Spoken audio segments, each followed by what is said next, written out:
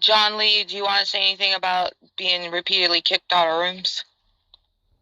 How does it make you feel? That doesn't really bother me that much. That's a lie. Well, really? You think it bothers me? Last time I kicked you down, because you were over talking, you had big beef with me, and you made a huge stink about it for like 3 days. And then the other day, you kicked me down because you weren't mudding the room properly. And you were being a little bitch towards Matt Esther, no matter how much of a dick he was being.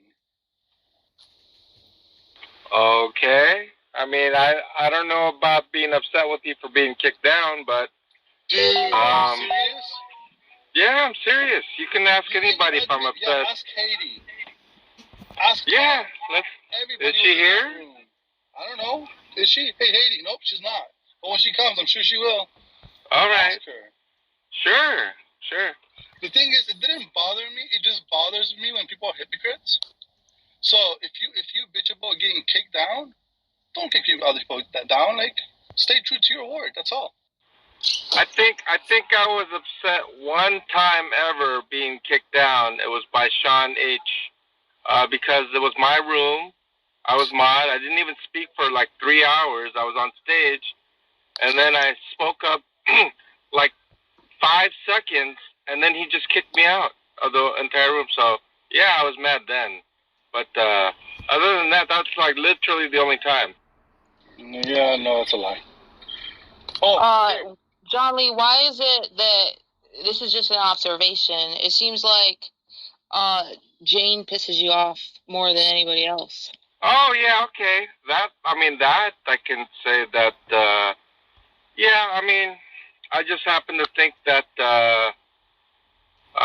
every time she says this, okay, like John said this. Every time she said John said, and then whatever comes after her mouth is like literally not correct. And so after like about the 50, 60, 70th time, I get I'm starting to snap back a little bit. It's getting to me. I don't other people do the same thing?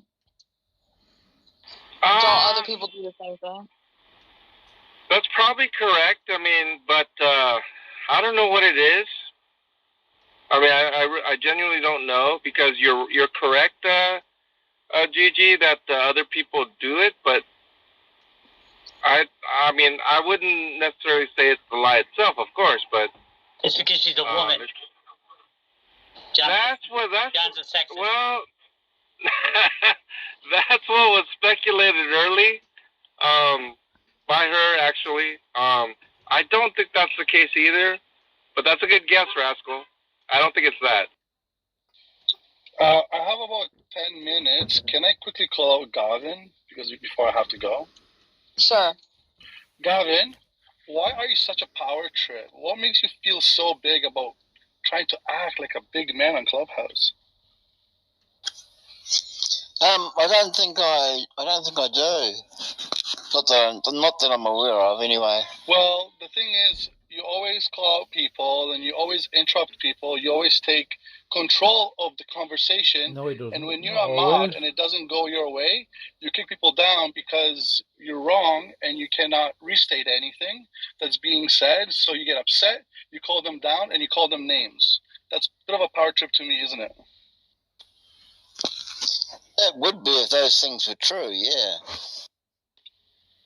Gavin, you're dumber than an enlightened one. You're the dumbest theist on here, man. I'm sorry, but you are. No, that belongs to... I wouldn't agree with that.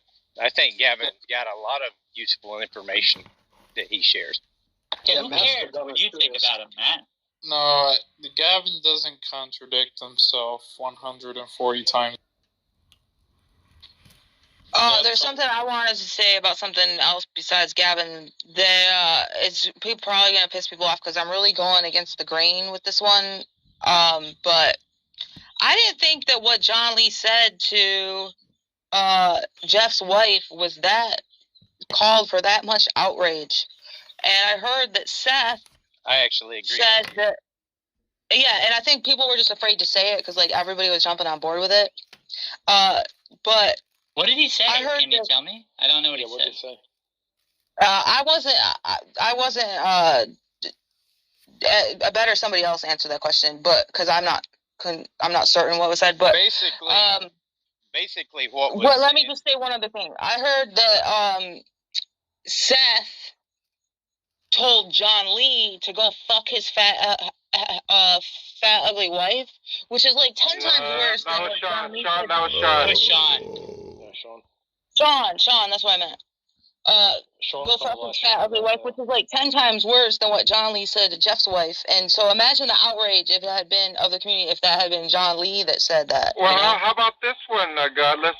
In that particular room with Jeff and Francis Michelle, Daniel said that my wife's tits were saggy, and I found it interesting that Francis had a good chuckle with that. What do you think about that? Are they saggy? Chuckling at it. No, they're not, I'm kind of giggling right Good for you, man. So what did John say about Jeff's wife? Oh, you want to know? Well, I'll yeah, still go ahead. For you, John. Basically. Well, I was going to read the actual message, but go ahead. Okay, go ahead. Let John read the actual. Can you just PTR it? It's not long. It'll just take him a second. But I agree with Godless Girl. I kind of think that they actually made a bigger deal out of it than what it was, because she was basically saying that John was turning people away from Christianity, and she kind of implied the same thing before in the past to us in another group without coming out and saying it, but this time she just comes out and says it to John. I think she actually said it to Johnny Hoss as well, and John just posed a hypothetical saying perhaps you've turned your husband away from Christianity, and then that's where the shit hit the fan. But it seemed to be okay for her to accuse John of that. So I'm like you, Gigi. I thought there was some inconsistency there. Does she participate in Clubhouse? Not really.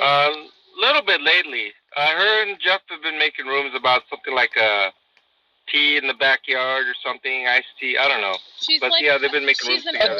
They make a room. Lady. It's the backyard patio. Yeah, she's something like that. A very sweet older church lady who is not a debate online person. But she was the one who initiated the messages to John in the back channel. It's not like John because she randomly genuinely feels like he's leading people away from Christ and is upset about it. Because she's a middle-aged church lady. No, I'm not saying that she can't genuinely feel that way. What I'm saying is that when you're online, you make comments to people and about people. You can't assume that somebody's not going to respond to you. And so he can't get upset that John responded to his wife. It was something she went to his back channels. It's one of those things that in public also. But the difference, I think, is that she genuinely felt that way, but John didn't. He doesn't believe what he said. He just said it to hurt her. He was being it was a rhetorical tool. All right, John, read it. You're a rhetorical tool. Anyway, I mean, definitely a rhetorical tool. But else talk. Yeah. So she wrote, "You're turning people away from Christianity." That's what she sent me. This was on June the 8th, so it's not that long ago. I said, "Thank you for sharing. Perhaps you're turning your own husband away from Christianity. So you know what that looks like? Maybe." That's all I wrote. And countless rooms and outrage by atheists galore later. Countless rooms and outrage by atheists galore. Can you be more elaborate? Really, how many rooms were there? On the Facebook, it's not bad. But it's about 5. It's about 5. Are you sure there isn't anything else in the context? It's more that's it.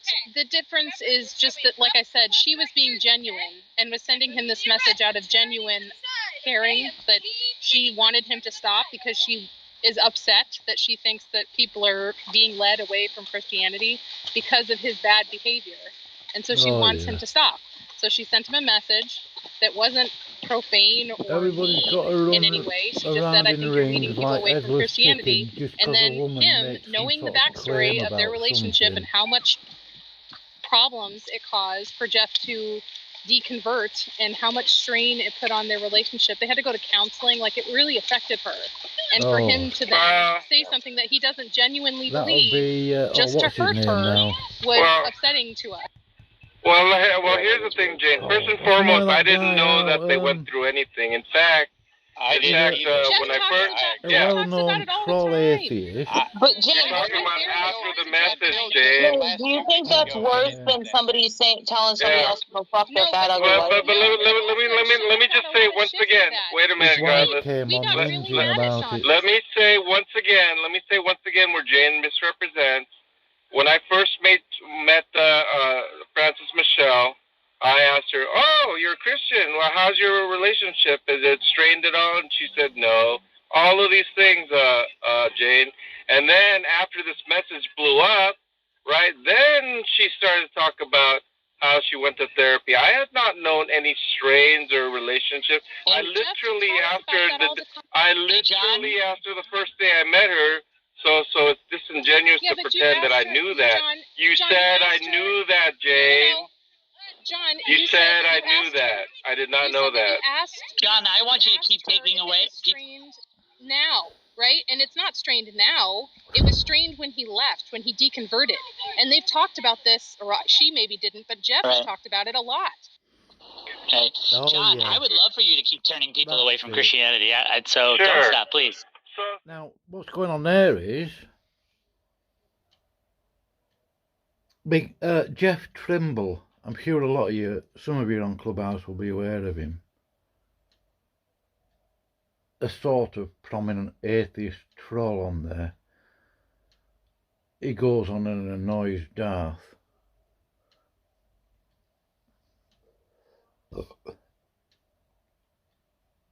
Jeff Trimble's wife got in communication with John Lee via Jeff Trimble, via her husband John Trimble, Jeff Trimble's Clubhouse thingy. She didn't like the upshot, and now all of a sudden she swooned. She had to go to counselling. Where's her faith in Jesus Christ if she's a Christian? You know, a woman, always they'll make it hard work. Yeah.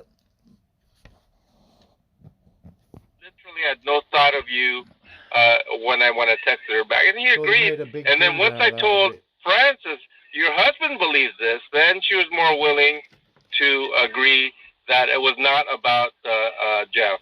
And so that's what it was. Have you apologized for it, John? I did not.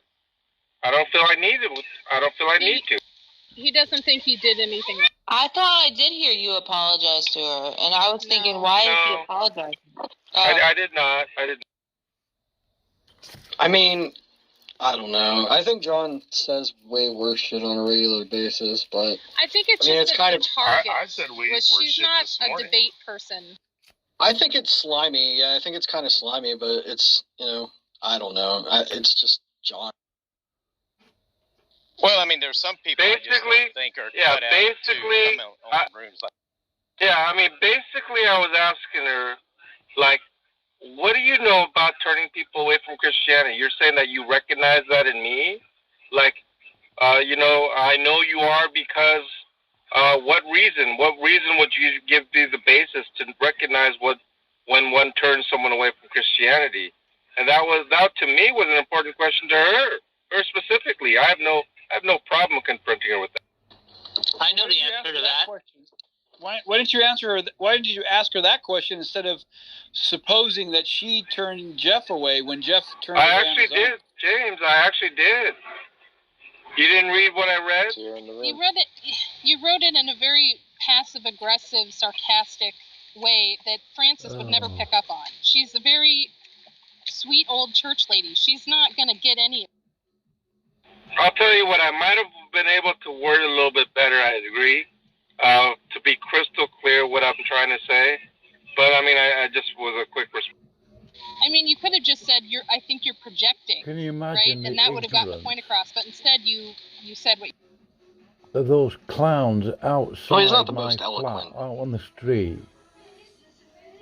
Well, actually, in text, I'm pretty good at being more precise with my words than voice.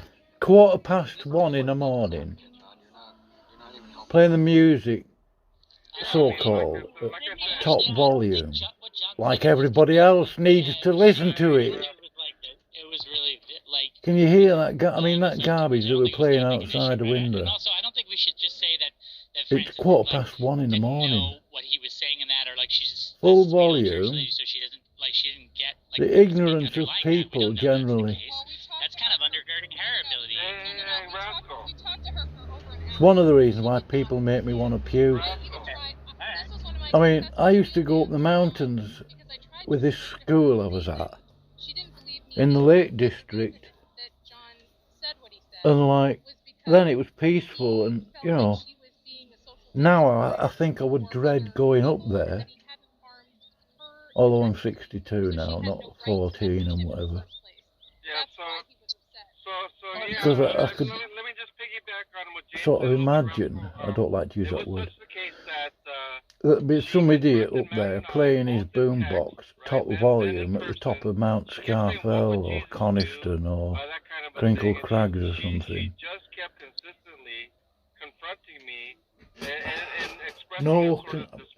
No consideration for other people. That's what I'm sick of. Insisting that not only would Jesus not do that, what you're doing is not Christian, and what You probably should have just ignored it. Well, this is the thing. I'll tell you what. I responded in a way that she doesn't message me anymore. How about that one, Rep? Yeah, I mean, I honestly don't think that you're that much in the wrong here, John. I'm actually going to be on John's side to this. I think he had the right to respond to her after she said that to him. Numerous times, rascal. That's what I'm saying. Yeah, I mean, he has the right to defend himself, so. I'm not on his side, but this just isn't a hill I would die on. I don't know. It seems somewhat trivial to me, but I don't know. Somewhat? It seemed like more of a social justice warrior opportunity for the atheists than anything else. Never mind. I would agree. I would agree with Matt on that one. Yeah. John Lee, Sidney Winston doesn't want to talk with you on stage. What did you do to him? Oh, he doesn't want to talk with me? Well, I'll tell you what, I have a lot to say with him. I mean, Matt and I here know Khalilullah. He doesn't. And I have some things to say about him, sure. Sidney, if you do say anything about Khalil, just be careful. Don't say anybody's real name, because we don't. It's probably a violation of TOS. And also, he's threatening to. Somebody's real name. What are you talking about? He's threatening to sue for slander, just as a warning. Yeah, but he's full of bullshit. That is nonsense. That's just him being arrogant and narcissistic and. You can't prove that. You know how hard it is to win a libel or slander case? There's no way he can sue for defamation or slander when he's actually guilty. So Well, we don't know that yet. Don't worry about what he says. Yes, I do. How do you know? I watched some of your stream, and I'm not saying he's guilty or anything, but do I understand correctly that this is the second child that's accused him of it? In 2017 in Washington State, his wife and 2 children at the time filed against him, filed a protection order. His biological daughter? Yeah. Biological children, biological son and daughter. They filed a protection order against him. He didn't contest it. He had to give up his weapons. They had some kind of a child custody agreement, and it was finalized uncontested. So she was granted a permanent custody, also a permanent protection order from him. Now I don't know what the nature of the domestic violence was. Exactly. I have a question, Sidney. But it was domestic violence. So he's carrying that here into this domestic violence. It's worse than domestic violence, what he's done now. He's gone from bad to worse. Yeah, so do you know about any, did you see the documentation on that by any chance, Sidney? Are you interrogating me there, John? What, No, I'm wondering. No, you act exactly, like you know. No, wait, you act like you know something about it. That's what I'm asking. From what position? From what position are you questioning me? I'm coming from a position of being a theist asshole. Nobody's allowed to No. I'm actually coming from a position who knows Justin. I've known him for 2 years when he was an atheist, when he became a Muslim.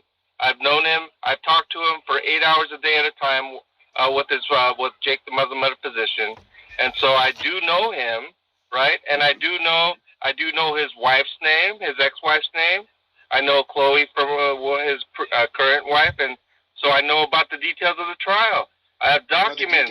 I have documents about the trial. Do you know the details of the GoFundMe that his ex-wife has put up? Because of course he has three. He has three sources of funding. What is there a GoFundMe for?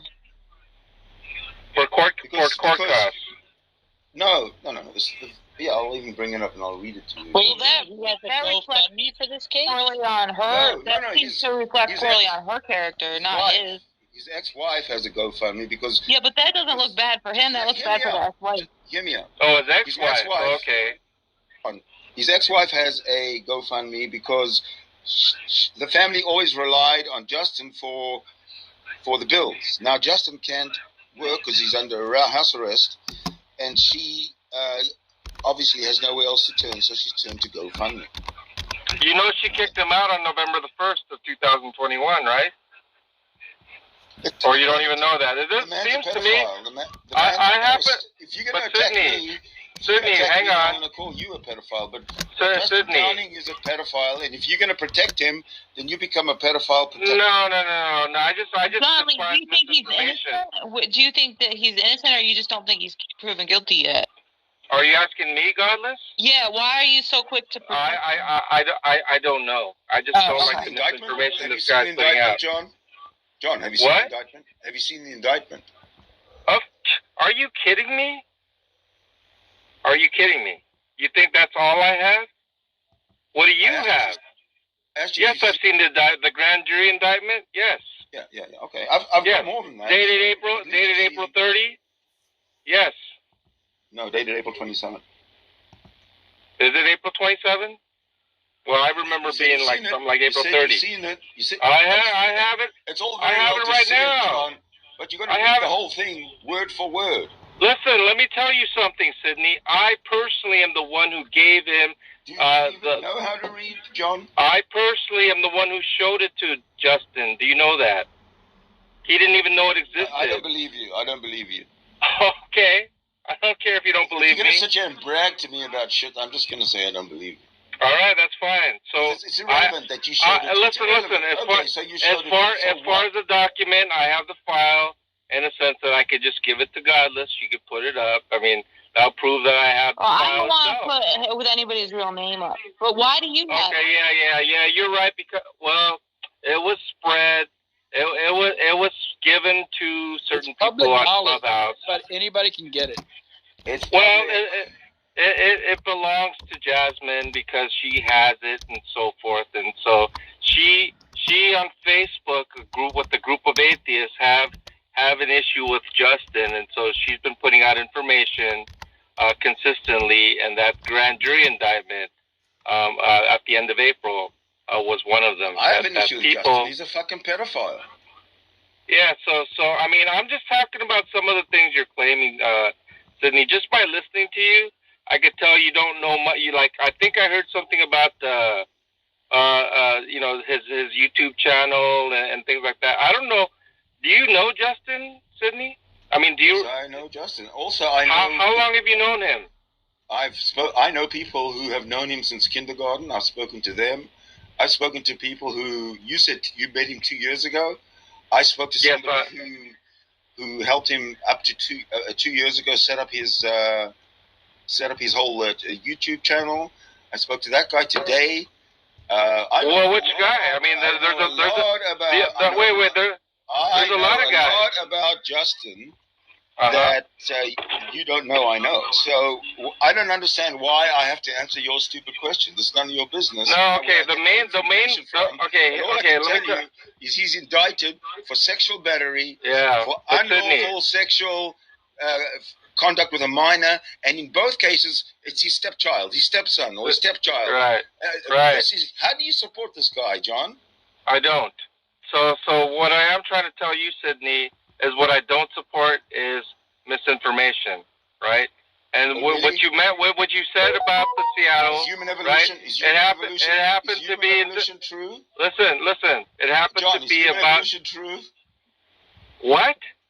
Human evolution, is it a fact? Is it a science fact? Has it been proven by science? Yes, I provisionally accept biological evolution. Do you have a problem with that? I didn't ask you that. I said Evolution is a lie, John Lee. You and me, are Thank we you. evolved like everybody else, like all the other animals? Oh, I believe in special creation. There you go. See, now that's misinformation right there. So don't talk to me about misinformation. Well, I didn't hear your specific question. I thought you asked me if I believed in evolution. I do. Yes, I did. Do you believe in human evolution? I asked you, and you said no. Well, yes, I believe in evolution. So therefore, what you're doing, you're spreading misinformation a hell of a lot more than you think I am. Sydney, I believe in Homo sapiens sapien being evolved from the greater apes. Oh, rubbish. Okay? You don't know my position. They weren't evolved from the greater apes. You don't believe the Bible then, do you? What do you think I just said? You don't even understand my terminology. Everybody evolved on their own. The apes evolved. Listen, Sydney. In parallel to us. Sydney, this is a complete. This is a complete. Understand science. This is a complete red herring. I don't understand science. Every time you come up to a platform. I'm calling you about misinformation. Hey, Sydney. All I'm saying is you mentioned something about the case in Washington. It was in Tacoma, Washington. Do you have documentation on that? It's posted on Matt Dillahunty's Twitter account. Well, I mean, surely you have at least that. It's all on my YouTube channel, so. So you do have the documentation of his first wife, right? Be my guest. Go ahead. Right. So my point is this, okay? There was a custody situation, right? And you're trying to make it out to be something more than that? Domestic violence. What does domestic violence tell you? Domestic violence? Does domestic violence not lead to a custody situation? Why are you so surprised? Well, my point is, from what you were saying, you said that this was the second incident, right? Are you talking about some sort of? Are you saying that? Because correct me if I'm wrong. I heard you imply. I thought I heard you imply there was some kind of a sexual situation with one of his children. You did not imply that?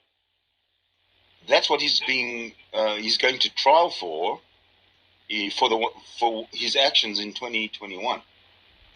Correct. However, you're saying that this is the second time. Isn't that what you said? Well, the only other time I know of is 2017 in Washington. If there's any others, I'm not aware of them. That's a sexual with a minor? Sexual assault on a minor? That was a domestic violence. Right. Civil on his children? On his wife and children, yeah. Wife and children? He was beating up his little children? Is that what you're saying? Exactly. Are you sure about that? Where are you coming up with this stuff, dude? It's on the document that I posted. If you want to read it, go to my channel and read it. That he's beating up his children. Somebody can show you. Somebody can send it. You got to send it. That he's what, sexually abusing his children? Domestic violence, I said. Yes, you already said that like 5 times. Do you know what the nature is of the domestic? If it's domestic violence, it's domestic violence. There are no details attached to it. Yes, there are details. Why don't you ask? What do you mean there's no details? Ask Justin himself. What information do you have? What? Ask him what he did to his family in 2017. You keep changing the subject, just like you did on when I saw a little clip. Every time it was something substantive, you just kept changing the subject, Sydney. I'm just asking, what documents do you have to suggest what you're claiming? Because I've made them public. because I'm telling you. Because I'm telling you. Why are you so special that you can go and look at the documents that I have made public on my channel? Why are you asking me to bring up things that are already publicized? Well, I didn't see. I didn't see anything. If you're lazy, that's not my problem. Well, I don't know what you have. I know what I have. Yeah. Right. You didn't. Hey, wait. Absolutely not worth you didn't even know that he was going to court on the 11th of July, did you? I actually did. I told you I spoke to somebody today who today. Very closely. I didn't so you talked to someone today. That he was. He went to court on June the 6th. You know that, right? What's the difference? He's a fucking pedophile. Jesus Christ. More red herrings. What is the matter with you, John? The issue is this, Sydney. The issue is this, okay? The information that you're putting out there is no more than a feeling, right? It's other than a mischaracterization of someone, a character assassination, right? In a sense that that you're putting innuendos out there, and you're literally giving out misinformation, just factual errors, right? And that's irresponsible. That's actually dangerous, Sydney. Tell me about. There's one thing to put out information that you know to be the case. You've made an accusation, so now let's hear about the factual errors. I'm talking about the case in Washington. I made factual errors and misinformation, and all I'm telling you is that Justin Downing is a fucking pedophile. Yeah, that's all. Every time you're confronted with something, that's all you have to say. That's what you did in the video with Justin. So he's a pedophile. Well, what's the problem with repeating that he's a pedophile? You don't even know that. Do you know that, Justin? Are you? Hang on. Are you going to be a witness in the trial if there is a trial? John, go back to sleep. Put your head under your covers. You'll be okay tomorrow. You're claiming something. You'll be okay you're claiming tomorrow. No, anybody else want to join in this conversation? This guy. Here's the issue. I'm not saying he's guilty or anything, but there is a chance you're defending a pedophile right now, John Lee. I'm not defending anybody, okay? If you're going to ask me, Godless, do I think that he's a pedophile? I'm just simply going to say I don't know. I genuinely don't know. And that he's presumed innocent until proven guilty, right? Now, I happen to know some of the things about his court case, right? I do know things like that, and I do know what type of evidence there is and so forth and things like that, right? And so even still, I genuinely don't know. Genuinely, Sydney. But you seem to know. Exactly, I do know. So let me get this straight. A guy like me who has a bunch of documents, who has known this guy personally for 2 years, I genuinely don't know, Sydney. I really, right? But you seem to be so certain to the point, are you capable of being a witness in a trial? Are you stupid, John? Seriously? Do you understand what a witness is? A witness is a first-hand. A witness is somebody who.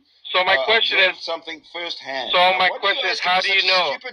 How do you know? How do you know? Hearsay? How do you know? Don't waste my time. It's not an unreasonable question, Sydney. Sydney, it's not an unreasonable question. How do you know? Special revelation. I'll tell you what, that's a better answer than what Sydney's putting out here right now. Yeah, well, you're a joke, John. This is not funny. This Christian veil that you hide behind is not working for you or anyone.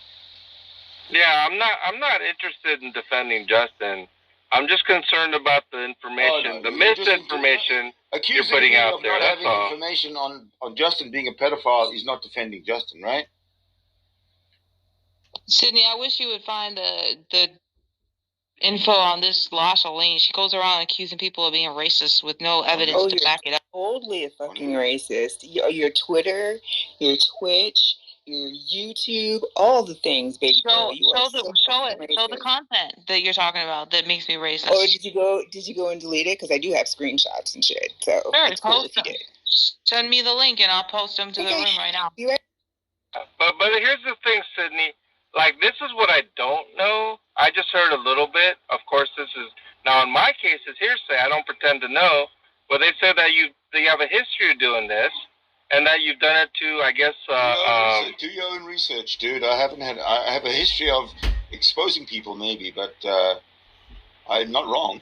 Ultimately.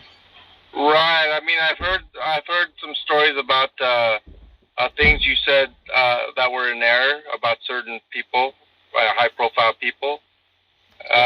You've been. Can you acknowledge? Can you acknowledge you've made some mistakes, maybe? Can you acknowledge? What's in error? Can you acknowledge? What was that? You said you've heard stories that I've said things in error. So what is that? What have I said? I'm trying to remember who that person was. If it was Matt Dillahunty. Let me defend myself, John. Let me defend myself. Sydney Winston knows a lot about Darth Dawkins. Darth Dawkins, thank you, Gigi. It was Darth Dawkins. Oh, that's Gary Milne, the psychopath. Sydney, can I add something real quick? I want to know how you know Darth has herpes. That's all.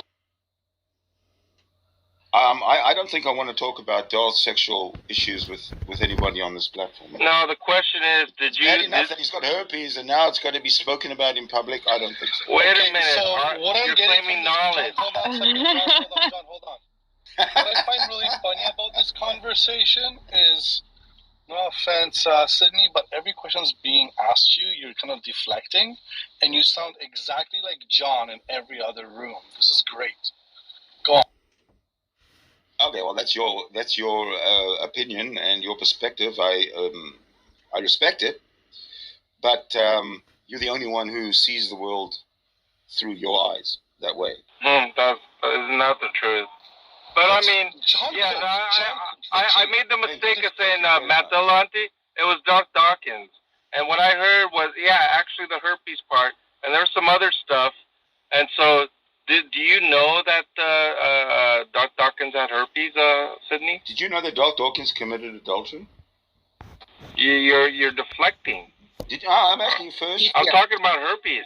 In order to get the herpes, he has to commit adultery. Do you know that he committed adultery? Are you convinced? I don't know anything about him, to be honest. Why are you asking about the herpes if you don't know how he got herpes? I'm just because you're asking me by messing around, by sleeping around with other girls and boys. Okay, so what does that do with anything? He's a degenerate pig. I just asked you a very simple question, not whether he committed adultery. I don't even know that he committed adultery. No, Okay. he did. No, Sydney and I do. We had a video of his wife on this panel on stage talking about how he committed adultery. And how sexual STDs are a real problem with these men. Yeah, how do you know that's his wife? And they come home again. So really, don't. I can't believe what I'm hearing.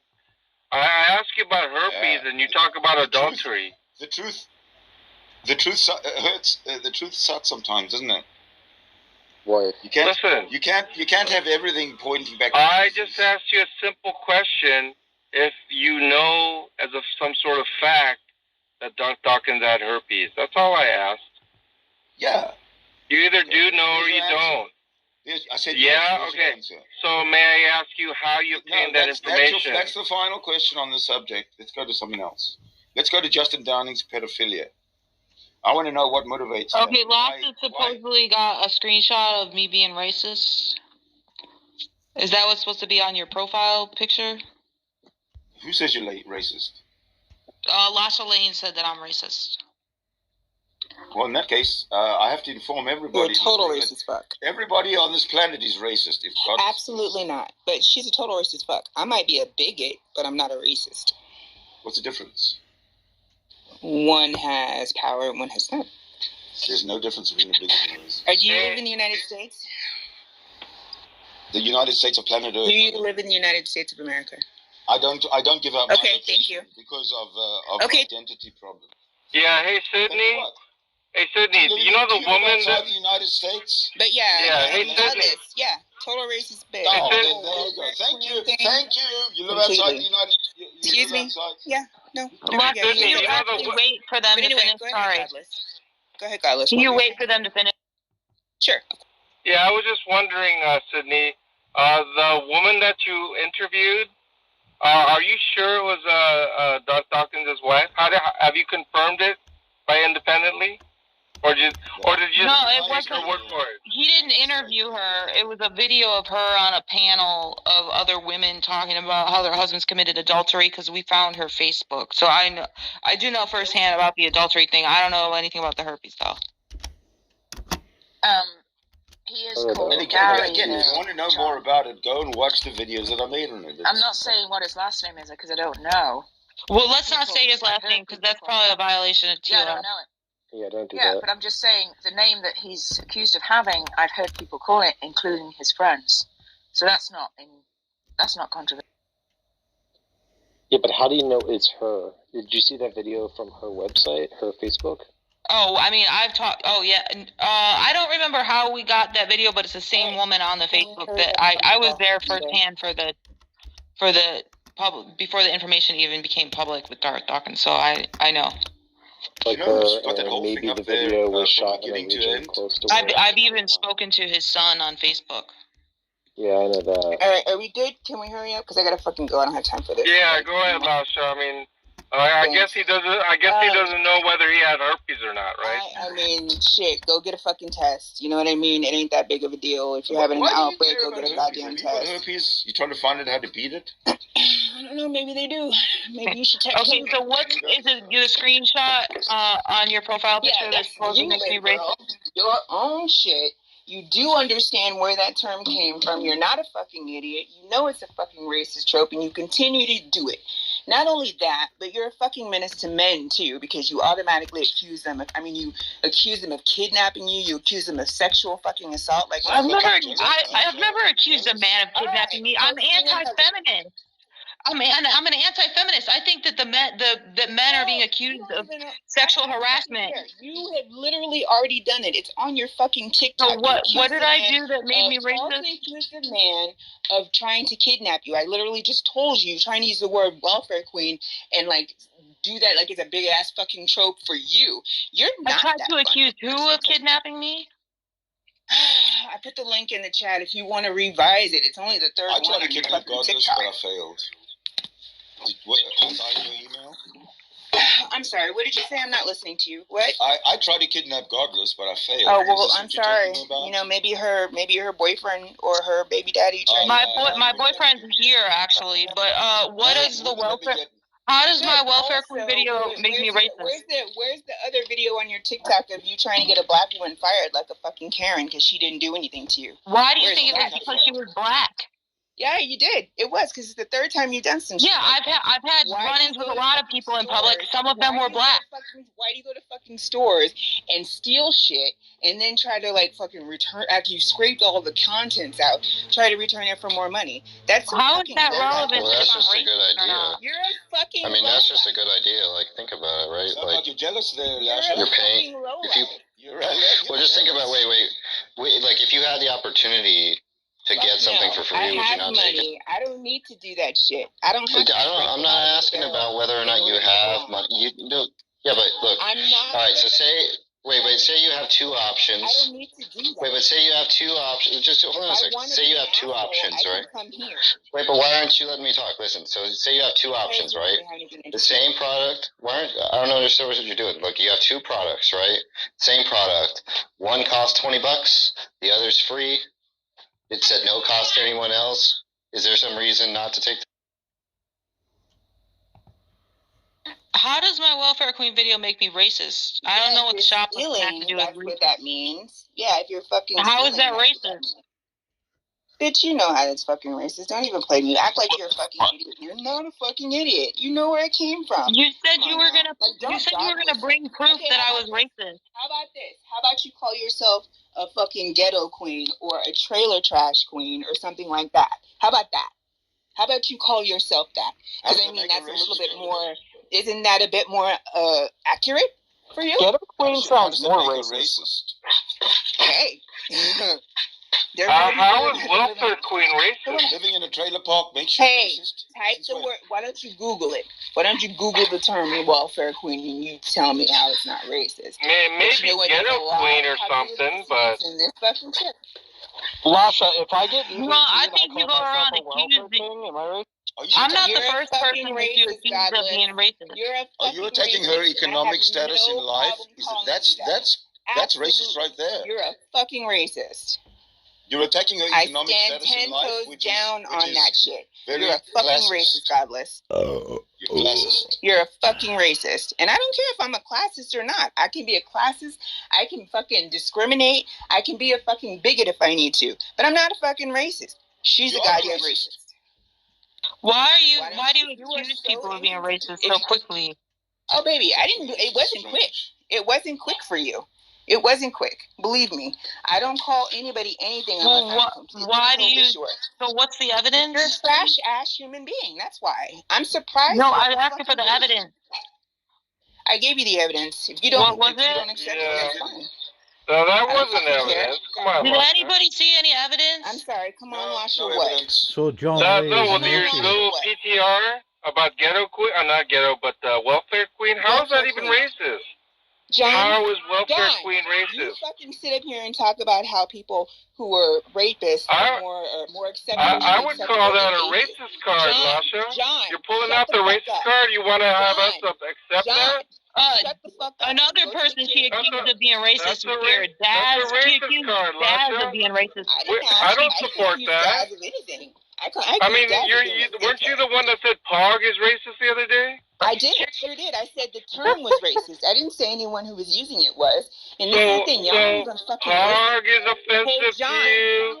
Welfare queen is offensive to you.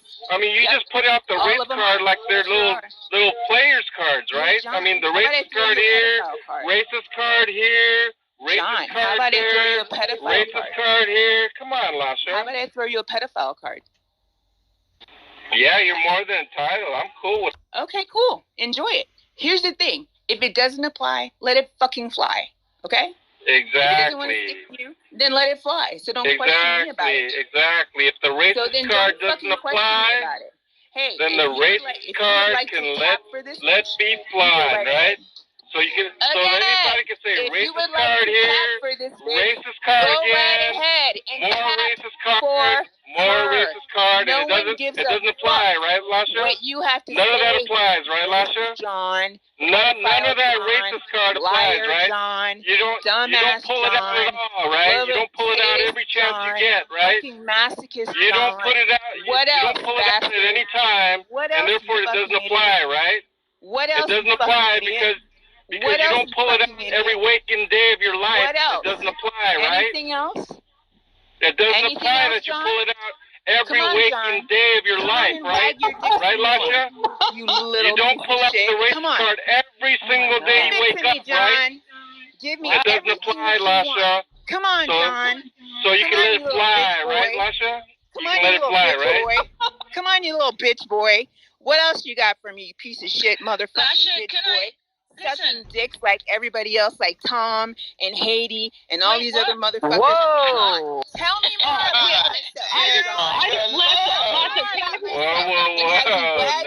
Now it comes out. These bitches every day. How are you doing? Can I just tell you about one of my videos real quick, please? You go right ahead, please. You say whatever you like. Okay, there's a video on my channel of me getting into a fight with a white McDonald's manager, and the black McDonald's employees are agreeing with me. Do you want the link?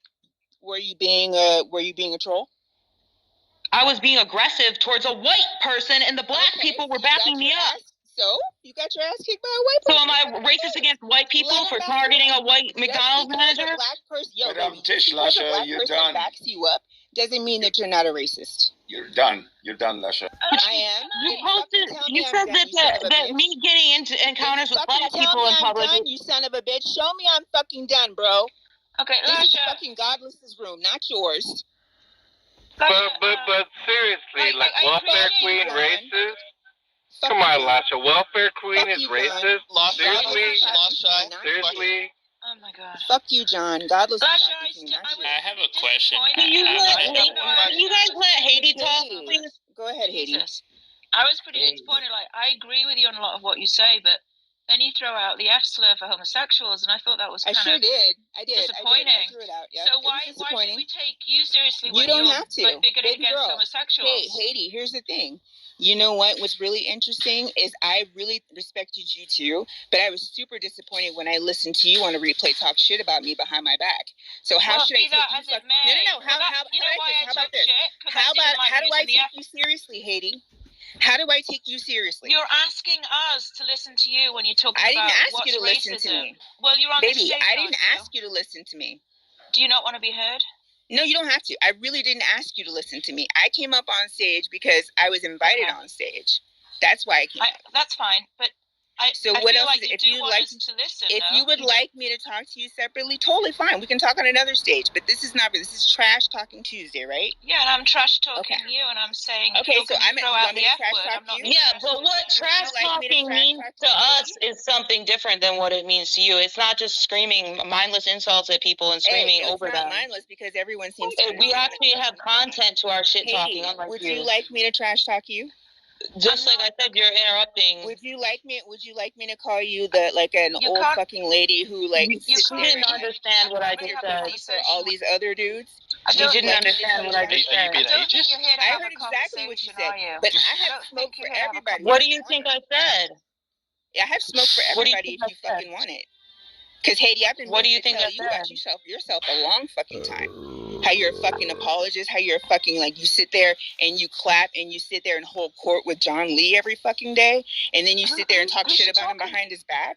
Why are you defending John Lee? John Lee actually probably is racist. Yo, bro, this has nothing to do with you. I'm trash talking Haiti, and that's what I'm going to do now. Well, you're porn star. Lasha, I am a porn star, and I'm fucking good at it.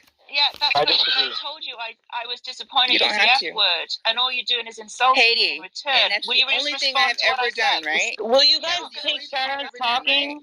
Stop behaving like savages. How much for Is that the only thing I've ever done? See, thanks for the racist one. I could sit here and call you a cracker, but I'm not going to do that, right? Well, I don't really care about that. So what, Haiti?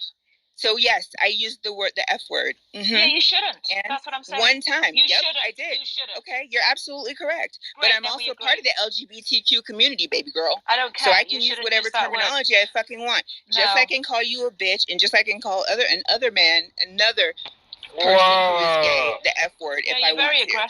Listen, I got banned. I got suspended for Asian slurs, Lasha. Am I entitled to use racial slurs? No. I got suspended for using it. I said I was entitled, and I got banned for that. John, I said I was entitled. No, I was surprised by that statement. Are you serious? You're entitled to say certain words. If you are so worried about me and the words that I use, why don't you get me clipped? No, I was just surprised at that. Okay, so what do you think about me saying like Chinese virus or something like that?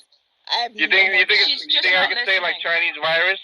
I have no more time for you, John. I'm only talking to Haiti and Godless at the moment. You're not really what you're talking about as far as China. You're not talking to me because every time I talk, you talk over me. So we're not actually having a conversation. You don't really say much. You're doing it right now. So go ahead. Okay. All I wanted to say was, if you want to call out racism, I'm behind you. But then if you say a homophobic slur, then I think you're a hypocrite. And that's all I want. Okay, well, how about this? I literally just told you I am part of the LGBTQIA community. Are you? No. Okay. Haiti, do you think that she called me racist for my welfare queen video? Do you think I'm racist for that? Not necessarily. Not necessarily. Well, let her. She said she's going to bring evidence, so let her present her evidence to Haiti, and let Haiti tell us what she thinks of it. I put it in the chat already. If you'd like to scroll up, it's there. My TikTok video, I guess, that supposedly shows I'm racist is under a minute. If you want to go watch it, it doesn't matter how long it is, girl. Has no problem, no bearing on it whatsoever. It's still there, and that wasn't the only. I wasn't saying it's not racist. I wasn't saying it's not racist because it's under a minute. I was just saying, Haiti, it won't take you long to watch it, retard.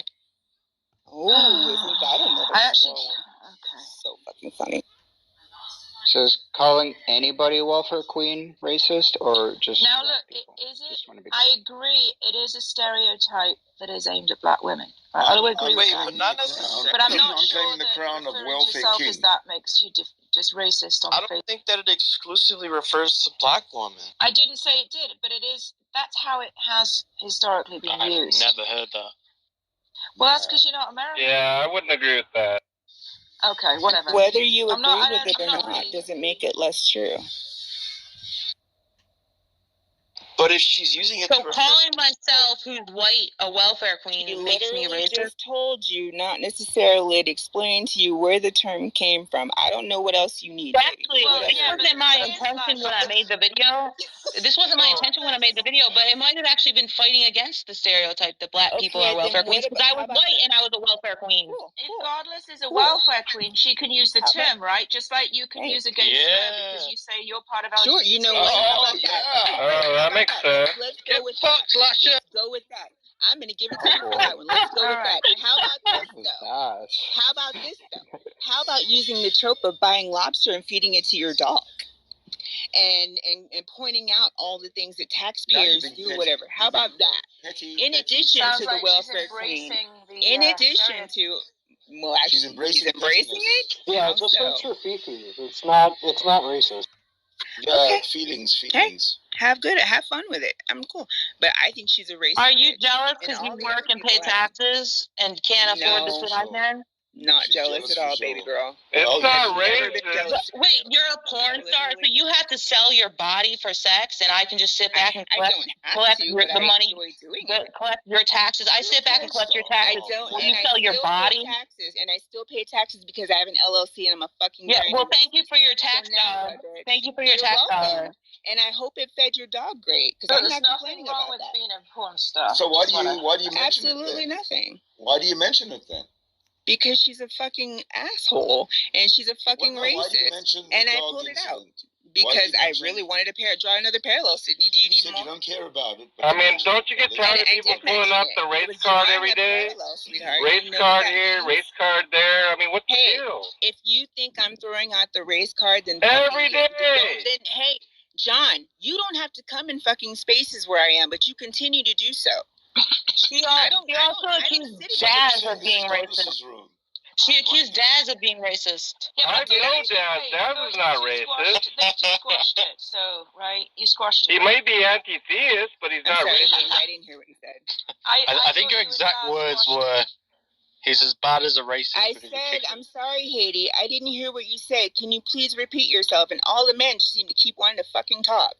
Yeah, that's right on. I thought you and Daz squashed whatever beef you had. That was my... Oh yeah, when he came in my back channel and tried to apologize to me about how the shit what he did, I told him to fuck off because I don't believe him. That's not true. That's not really squashing it. You got a feminist Well, card no, going I too, don't have a Lasha? problem with Daz. Have I spoken to Daz since I've been on the stage? You didn't tell me to Lasha, fuck you got off. a racist card, a feminist card, now you got an LGBT card. What else you got in there? What else you got in your purse? I have zero problem ignoring Daz. I have zero problem ignoring John. They're fucking clouds to me. I have zero problems ignoring Godless, and she knows that. I came here specifically because it said Trash Fucking Talking Tuesday, and I knew as soon as I walked up in this goddamn room, she would call me up here, and I would get to rail her fucking ass like I was fucking her with a strap on. That would be what I was doing. By pulling out the race card? John, why are you pulling up? She's pulling up the vagina card. That's what she's doing. I heard fucking with a strap. John, why are you still talking, you piece of shit? But look, we're not interested in like mindless. Then mindless, fine. Then mindless you said shit Trash talking. Talking Tuesday. If you don't fucking want to hear it, then you can. I will go. You can kick me out of the fucking room. We want something with content. We want something with content, not mindless. I just want to say that Lasha makes this whole room feel like a Jerry Springer episode. Great. I'm glad you enjoyed it. That's racist. This is why I always kick her. Y'all totally racist, but that's okay. That was a joke. That's okay. I am already recording the whole fucking thing, so I'm already totally okay. Lasha, can you talk about fucking with a strap on again, please? I sure can. Who would you like me to fuck next? Would you like me to fuck you? Oh, please. Would you like to be pegged? Why not? Satan is a woman. Do you want lube or no lube?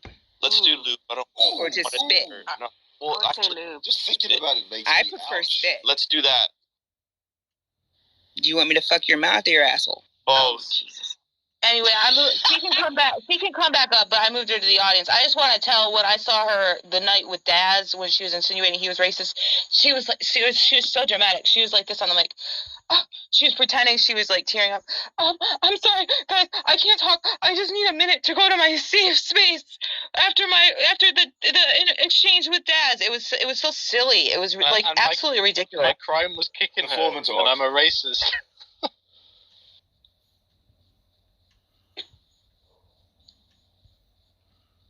Yeah, but I mean, seriously though, Godless. I mean, welfare queen.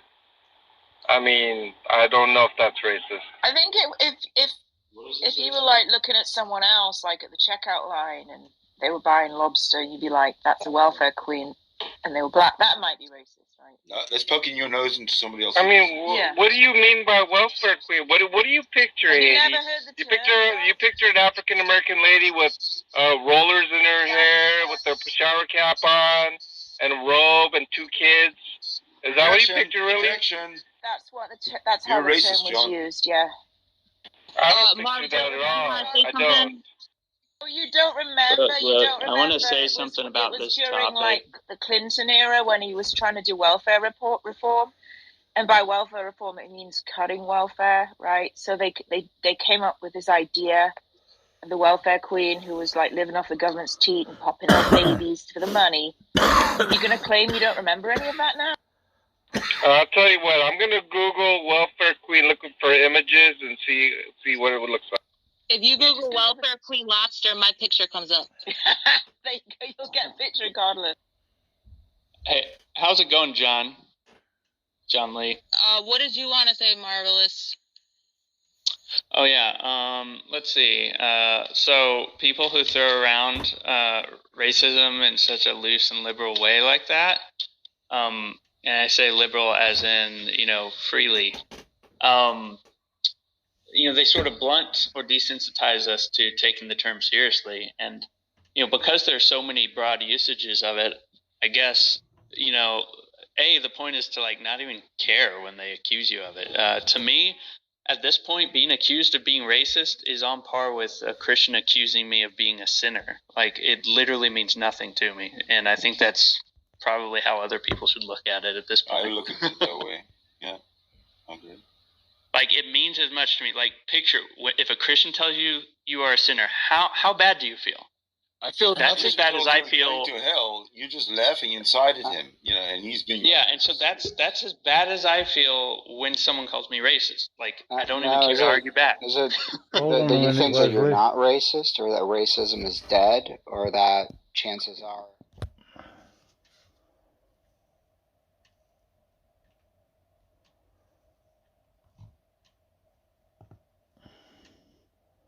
In America. Oh, well, it's a pleasure to meet you. Hello. You've got some background noise going on there. I don't know what that is. One moment, I'll fix that. Just a second, please.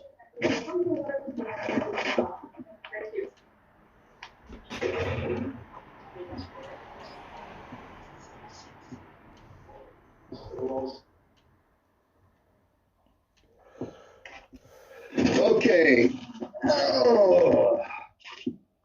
Oh, Wesley. I'm fine, thanks. Well, today I said the vision, and I said, Jesus, I don't believe in your forgiveness. Thank you for showing me the foot cut off that did not bleed. I don't read the Bible every day. Thank you for showing me the square pit. I'm double-minded, double-hearted, and double-tongued. Yeah, Wesley. Thank you for showing me the 2 creatures. So, Jesus, would you have him bite his tongue? You don't believe in Jesus' forgiveness?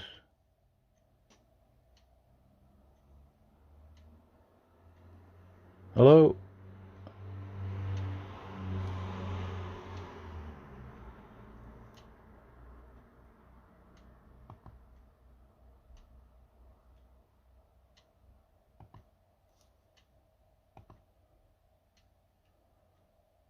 Banned.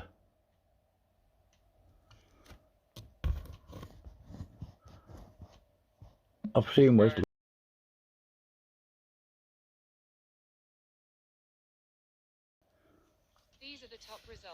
point, so I'm going to You know, my girlfriend is delete mixed, that. and she thinks that women like Lasha are opportunists, and you know, she doesn't talk about the race card all What the on time. earth did So he say there? that's really cool. I love people who don't bring up the race card. Okay, I'm gonna close the room, guys. Nobody else has anything to say, right? Wait, I'm sure I can find some shit to talk. Oh well, who do you think is the most reprehensible member of the community? Let's see. I'm gonna say John Lee. What about Thank after you. John? Thank you, Marv. You're welcome. It's from the bottom of my heart. John spent a long. I'm glad you put me above Darth Dawkins. I appreciate that. Yeah. He the entire time defending people. Wait, what? Sorry, what? You cut out, Godless. John Lee spent tonight defending people.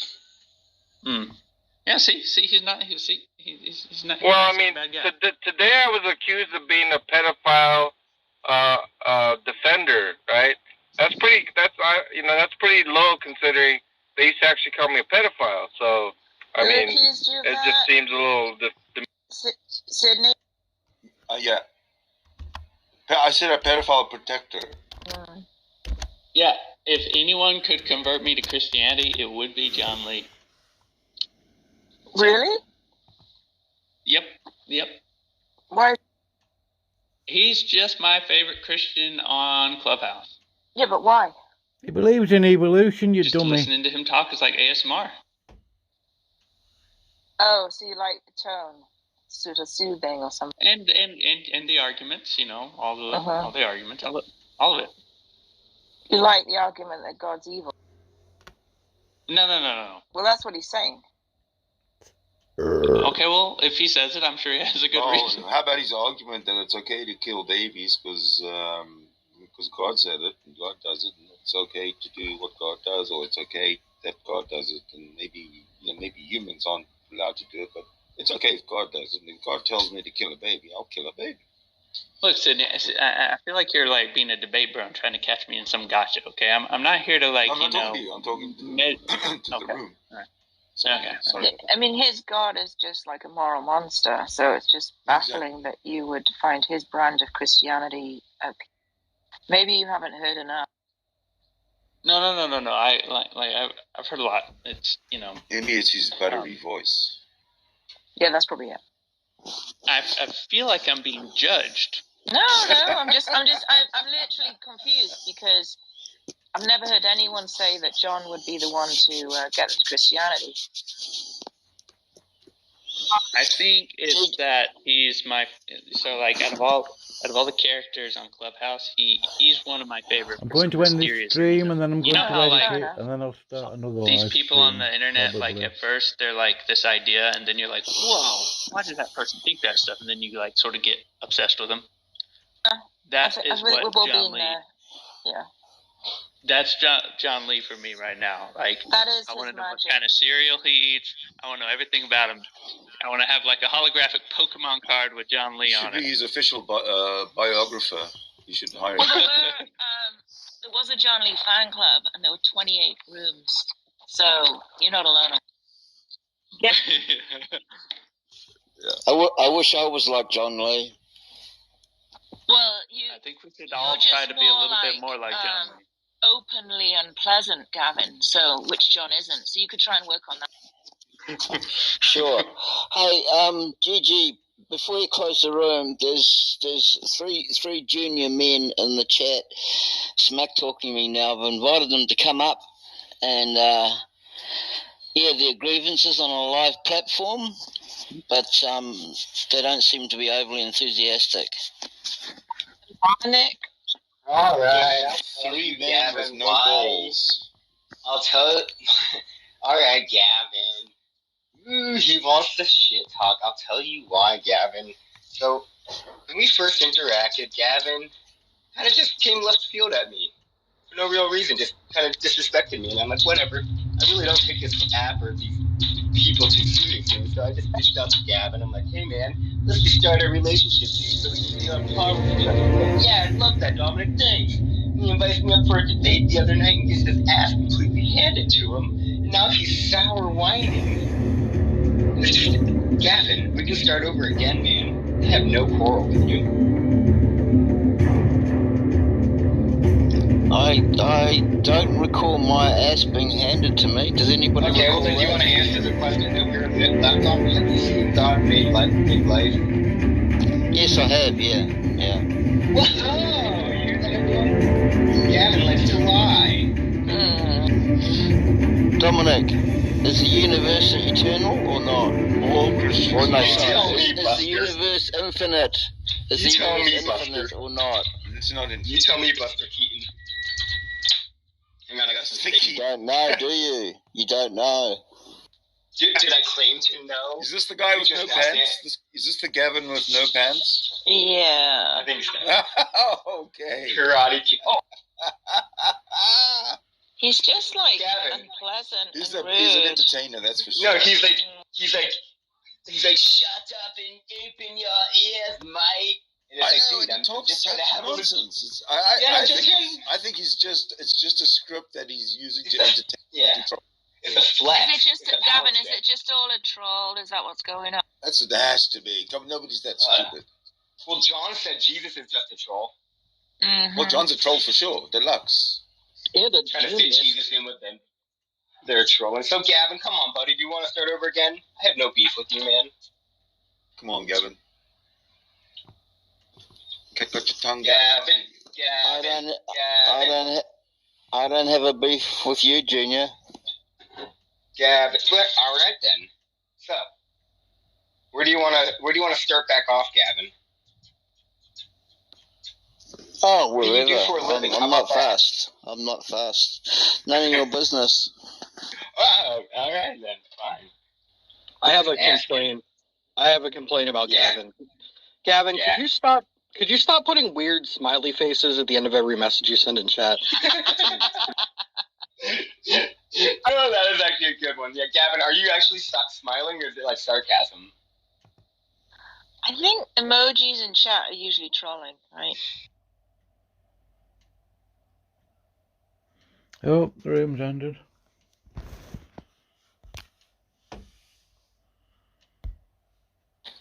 He said, quote, "I was tugging on heartstrings." Which is just a psychopathic fucking response. It's kind of funny.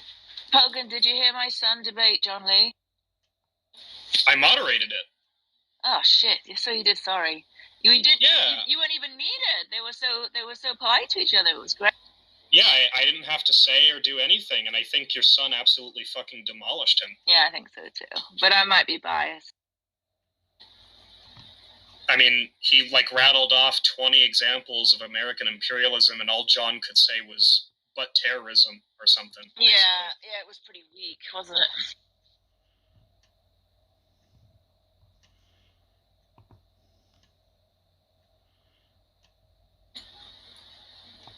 Who's Peter Denny? Deny? Whatever, let's put him on stage. See what he has to say. Hello, Peter. What are your views, Peter? Peter, who are you? Who are you, Peter? No pressure. What kind of wine are you drinking in that photo?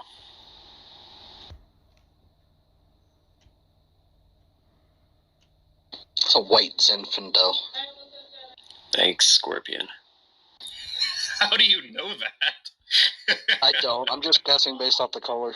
You could have made up a bullshit answer like, "Oh, the refraction of the light, it's only shown in this specific brand." You could have gotten away with it. The particulate density of the wine can only mean it's a 46 Comer or some bullshit. Exactly, 46 Comer, yeah. I'm only slightly clever. Matt Adams, did you listen to a 17-year-old absolutely demolish John Lee on foreign policy? Maybe Daz. No, actually, I did not. That's why I was just asking. when did this take place so I could listen.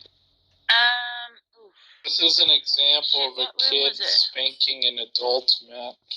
Pretty strange for you. I just looked around. What was the room? Oh, I can't remember. Atheist. It was just atheist. It's atheist are rational, and I know that because I forgot to do some faux outrage thing about how you misspelled the time. Oh fuck! Did I? That's embarrassing. Actually, well, anyway.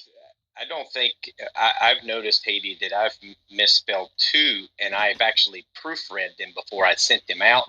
And when I posted them, they were wrong. Yeah, it's so probably I don't just know a what the glitch. heck's going on. Yeah, it's a glitch mixing the I and the E, probably. But Yeah, guys, it was a glitch instead of a typo. I'm gonna go with that. Yeah. I'm gonna go. Well, The Scorpion. replays are on, Matt, if you want to listen. Okay, I might check it out. Scorpion and I have been talking about having a debate, but we haven't really decided on a topic. The last thing we talked about was truth, about something about truth, but that seems to be a bit vague. So, do y'all guys have any suggestions on what we could debate? Hang on. No. I define truth as that which comports to reality. You would define truth as that which comports to the mind of God. Is that true? Or? I define truth as Jesus Christ. So how the fuck am I supposed to engage in a debate like that, Matt? That doesn't make any sense. I have to assume that Jesus exists to debate you. Yeah, that's exactly. stupid. That's why I think that debate would be. It's because you're a weasel and you know that I'm going to fuck you up and you don't want to do it. Well, what would you like to debate? I'd like to debate you on your presuppositions, actually, but you're afraid to do that. Oh, my presupposition? Well, I thought you wanted to debate presuppositional apologetics. Well, that is. You're being silly. So you're just want to debate on why I believe. The topic of the debate could be presup apologetics is garbage, and then Matt, you could try and I would argue that. Yeah, I haven't really studied. I mean, I know about Van Til and I know about. You were in a room today about fucking. That, but who was I would not debate that. I mean, yeah, Greg Bonson. Yeah, but Silver Star. If you wanted to debate somebody on that, I'd recommend. No. Silver Star. I want to debate you, Matt. I don't want to debate. I don't know Silver Star. I want to debate Silver Star is kind of the probably expert here on presuppositions besides Darth, but Silver Star actually knows that he's very keen on the history and all of that as well. So I don't care about any of Darth would be the guys I would say you would want to debate on that topic. I don't care about that. I want to debate you because I want to debate you because I think you're a weasel and I want to expose you. You just debate me on why I'm a Christian, and I'll explain to you why I'm a Christian. That's not a you debate. That's why you're fucking preaching. And that's not a. Well, I mean, no, kind of like Tom was going to have Jack question Darth for like $500. How about this would be you question me on my position, I question you on your position, and in the end we can talk about who has the more rational position.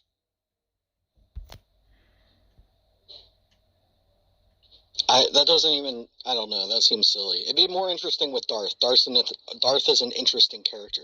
I want to debate you because you keep going around saying that you beat Tom. I've never debated before, and I think it would be fun to beat you in the first debate I ever had publicly.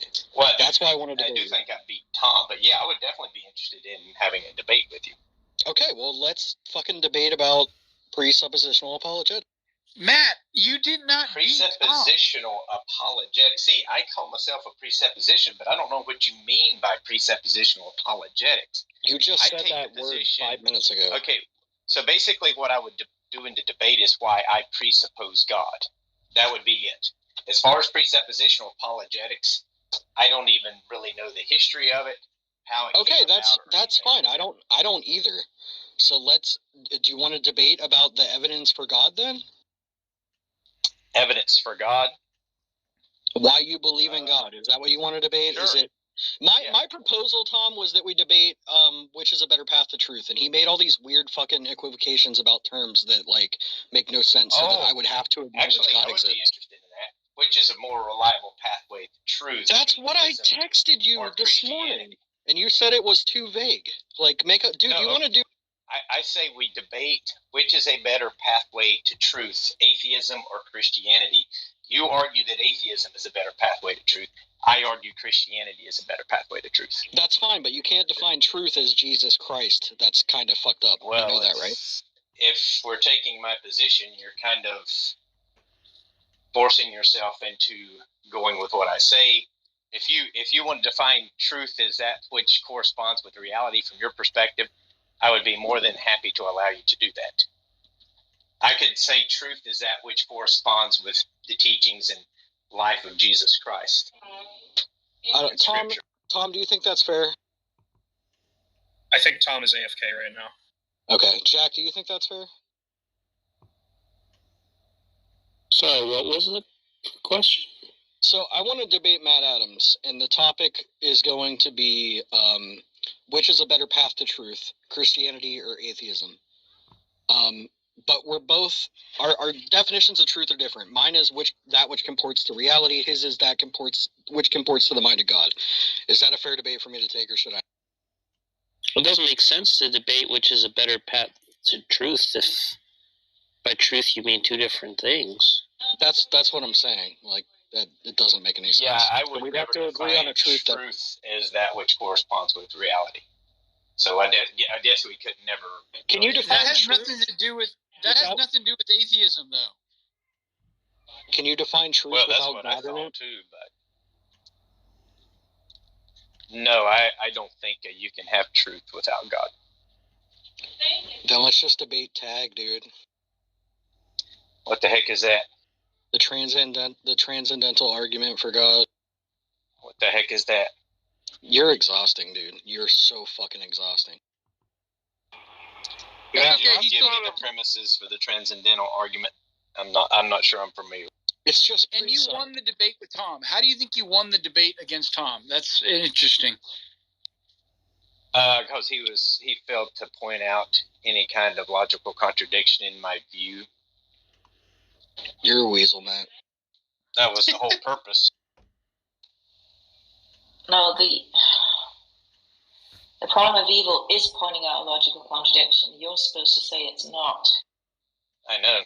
That was. When you did. That was. And there was a point. The whole point. There was a point in the debate where Tom brought something up and you found no contradiction and you agreed with Tom. So therefore, Tom won the debate.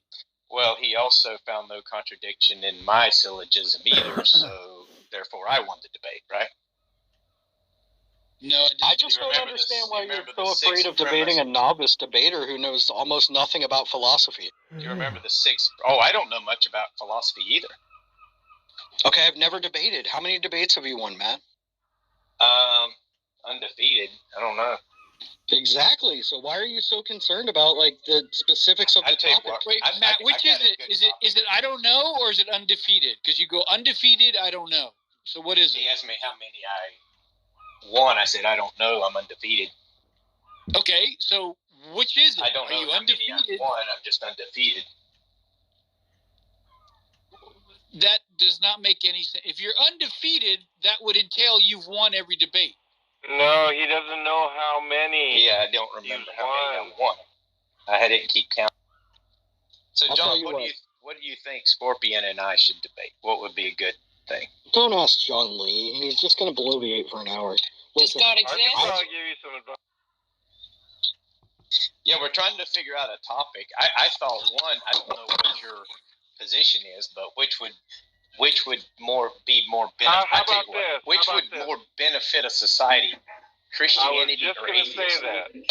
Yeah. Why is that relevant? it's too subjective. There's no way to win that Because argument. Haiti, you have been caught admitting that y'all want to deconvert people from Christianity. I think it's not so true. obviously you think atheism is more beneficial. What is better? No, for that's because I think society? it's not true. I don't think people should believe things that aren't true. I actually think that religion does have some utility for society, but I think it's more important to believe true things. Yeah, but Scorpion, do you think that atheism would be better for society than religion? I think this is a really bad debate topic. Yes, I do, but that gets into ethics, and ethics are subjective, so there's no real way to win that argument. It's not like a fact of the matter, right? Well, I mean, when you have things like GDP or just Oh, literacy. God. That I mean, sounds there's pretty boring. there's certain metrics. Yeah, but that sounds John, really boring. Don't just say Fox News buzzwords. You have no idea what you're Why don't you just debate the existence of God, guys? I'm down. Let's go, classic. Matt. It's easy. Well, I it's tend simple. to take the position that I think that it's self-evident to everyone. Hey, I got it. How about, is God self-evident? That's great. Yeah. Fine. Yeah, that's easy. I can do Yeah, that. that's you would almost argue a that- presupposition. Sounds like it's on. So Sounds you like would take the position that God is not self-evident. Yeah. I would take the position that God That's a is good one. self-evident. Right. That's a really good one. That's fine. Okay. Yeah. Okay. Done. Tom, do you want to put it on your channel? I don't think Tom's there, but I think you Well, should do I it on think Tom's James channel. is tired has agreed to host it. I think it makes a lot more sense. Here's what I'll agree to, No, Matt. that's a really good title. John, hang on. If Tom accepts it and wants to do it, why don't we do it on Tom's channel, but James can moderate? James could moderate, and then he could have it on his channel as well. I'm sure Tom would be fine with that. Whatever. Okay, I'll take it. Well, Tom might not want me on his channel anymore after. Oh last no, week. dude, you are great for his viewership. I'm sure he So will. But he said that I was kind of dishonest last time. Yeah, you so, were, but that's okay. So that might be probably. He has. I mean, I don't think that's going to be a bar to future. He's all about business. He thinks Darth Dawkins is really dishonest, but he'll have him on his channel. Yeah, that's a good point. True. He's great content. Yeah. Okay, so we'll talk about when we want to do this. Maybe we'll confirm it with Tom. Maybe we'll maybe look at early August, early September, something like that. Why so far away? What are you gonna do? I'm kidding. Next week. Well, what's wrong Next with week. June or July, Matt? We could probably do it in maybe June or July. God, you One of those. the kids are off school, right? You're done for the year. We couldn't do it during July the 4th week. I'm but sorry, we could between probably Matt and you. So easily. Scorpion. Do it now. Is Yeah. God self-evident? No. No. No, it has to be. God is self-evident, right? You're God taking is the self-evident. positive. Yeah, I will take the That's position Scorpion's that God. right. I hate when people throw around this term self-evident because there's like two different meanings. Well, that's okay. Matt, It doesn't get on them a lot. Save it for debate. Don't help him. Save it for debate. Yeah. Yeah, I don't know who came up with the. Who's debating that? Yeah, I'm sorry. I'm debating that. What did you say, John? Matt and Scorpion. God is self-evident. That's the debate title. What did you say, John? I just said I don't know who came up with it, but that's really a good title. It's very good. All right. Haiti did. Oh, you're welcome. I Matt thought did. I did. Yeah. Might have been Matt. But that's a good Well, title. We got with John Lee and put our heads together, and that's what we came up Mm-hmm. with. And you So could, we can. you could dabble in pre-sup with even that title, Matt. Yeah, I could Or not. mix in a little precept, or I wouldn't have to. Yeah. I would love that. You That should totally do statement- that. That title is precept. It doesn't get any more precept than that. Well, you'll have to bone up on your precept, Matt. Well, I've John Dawkins for help. yeah, I might get the legend himself. To You give can me bring some him with you advice. if you want. You know, I'll like bet in you your he'll corner, help putting you. him out. The legend. I think Dawkins. Yeah, I think you will. The legend. He'll give you some PDFs, so on. Pretty much. John, why does God have the properties that he has and not some other properties? Why is God God? No, that's not what I asked. I asked why he has the properties he has. Because that's the properties he has. There's no explanation. There's no reason he has the properties he has. I'm supposed to somehow know why God is the way God is? That doesn't, I mean... No, it's rhetorical. I have an answer. I think I know the reason why. But I'm asking you why you think he has the properties he has. a tautology. It's just who he is. I am that I am. I will be that I will be. That's what God says.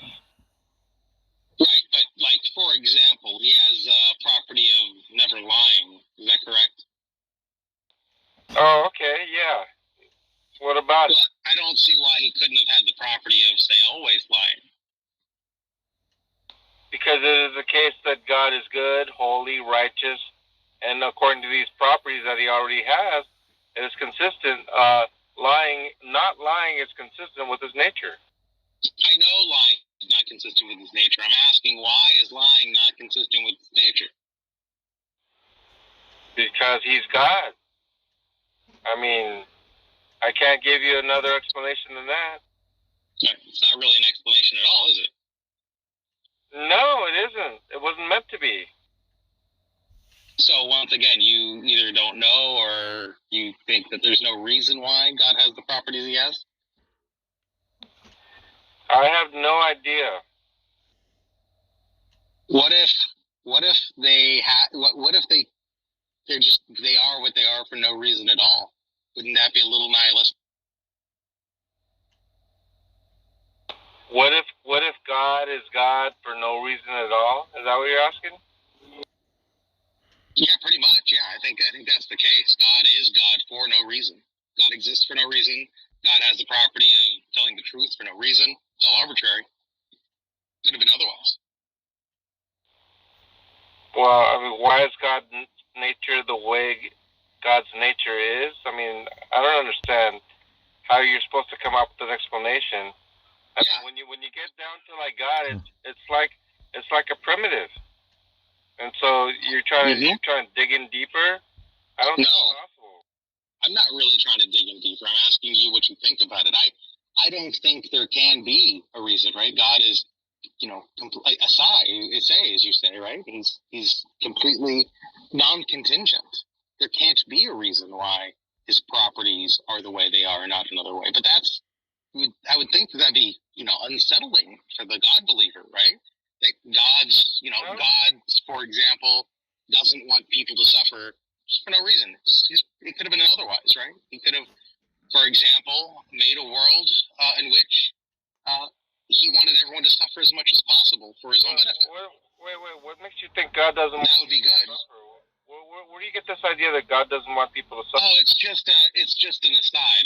If his property is such that he wants people to suffer, then it could have been the opposite. Yeah, I mean, God has no problem with people suffering. I'll tell you that much. Because it's pro toto good. Thank you, Darth.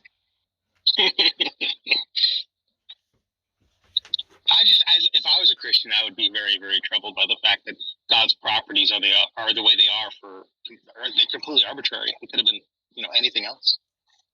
Well, what exactly do you mean by arbitrary?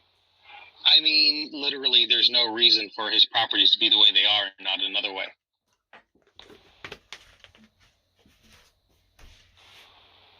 I mean, whose reason are you saying? Like God's creator? Any reason. There are no reasons. There's no explanation for why. There's no explanation for why God has the type of properties that he possesses. Yeah, I literally told him I don't know why fact. God is the way God is. Yeah, there's no explanation. Right, I don't think there can be, to be honest. What do you mean there's no explanation of how God is? Yeah, it's just a matter of understanding that God is. Yeah, there's no explanation. There also isn't any explanation for the initial conditions of the universe. So. Well, I mean, the universe is not uncaused. Yeah, that's a really good point. What's a really good point? My point or John's point? You're very low. Seth's point. Oh, no, you didn't have to speak louder. You meant your low T.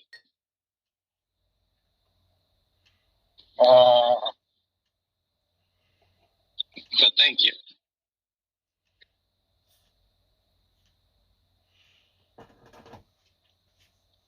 That doesn't trouble you at all, John?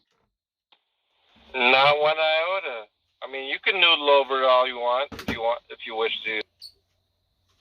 Well, there's nothing for me to noodle over, right? Yeah, I won't lose any sleep over it. And if I don't have an answer for you as to why God is the way God is, I don't think that's answerable, and I'm comfortable with it. And it does not disturb me one bit that I have no answer for you. I think it should disturb you. It would disturb me if I was a Christian. I'm not, so it doesn't really bother me. But I think God is the way God is because God is just. Right. God is the way he is because he's just. Yeah, God is the way he is because he is a certain way. No, he is the way he is because he's just. Because he is a certain way. He's just. He could have been unjust, right? He could have been unjust, but he's not unjust. That's why he is the truth. So he's just because he's just? Yeah, what does it mean to say that God is the truth? God is the person. God is the person. You're wondering what Jesus Yeah, so means what? by the truth? Shut up, John. What does it mean to say that a person is somehow identical to, like, let's just say, to, like, to truth, to, like, some property, either abstract, or let's just say... Truth is the epitome of fairness. Yeah, this guy. I mean, okay, buddy. No, that's not... You can believe... Well, I have to believe that because God's law, for example, the Ten Commandments are based upon what I believe is the truth. That Foxy?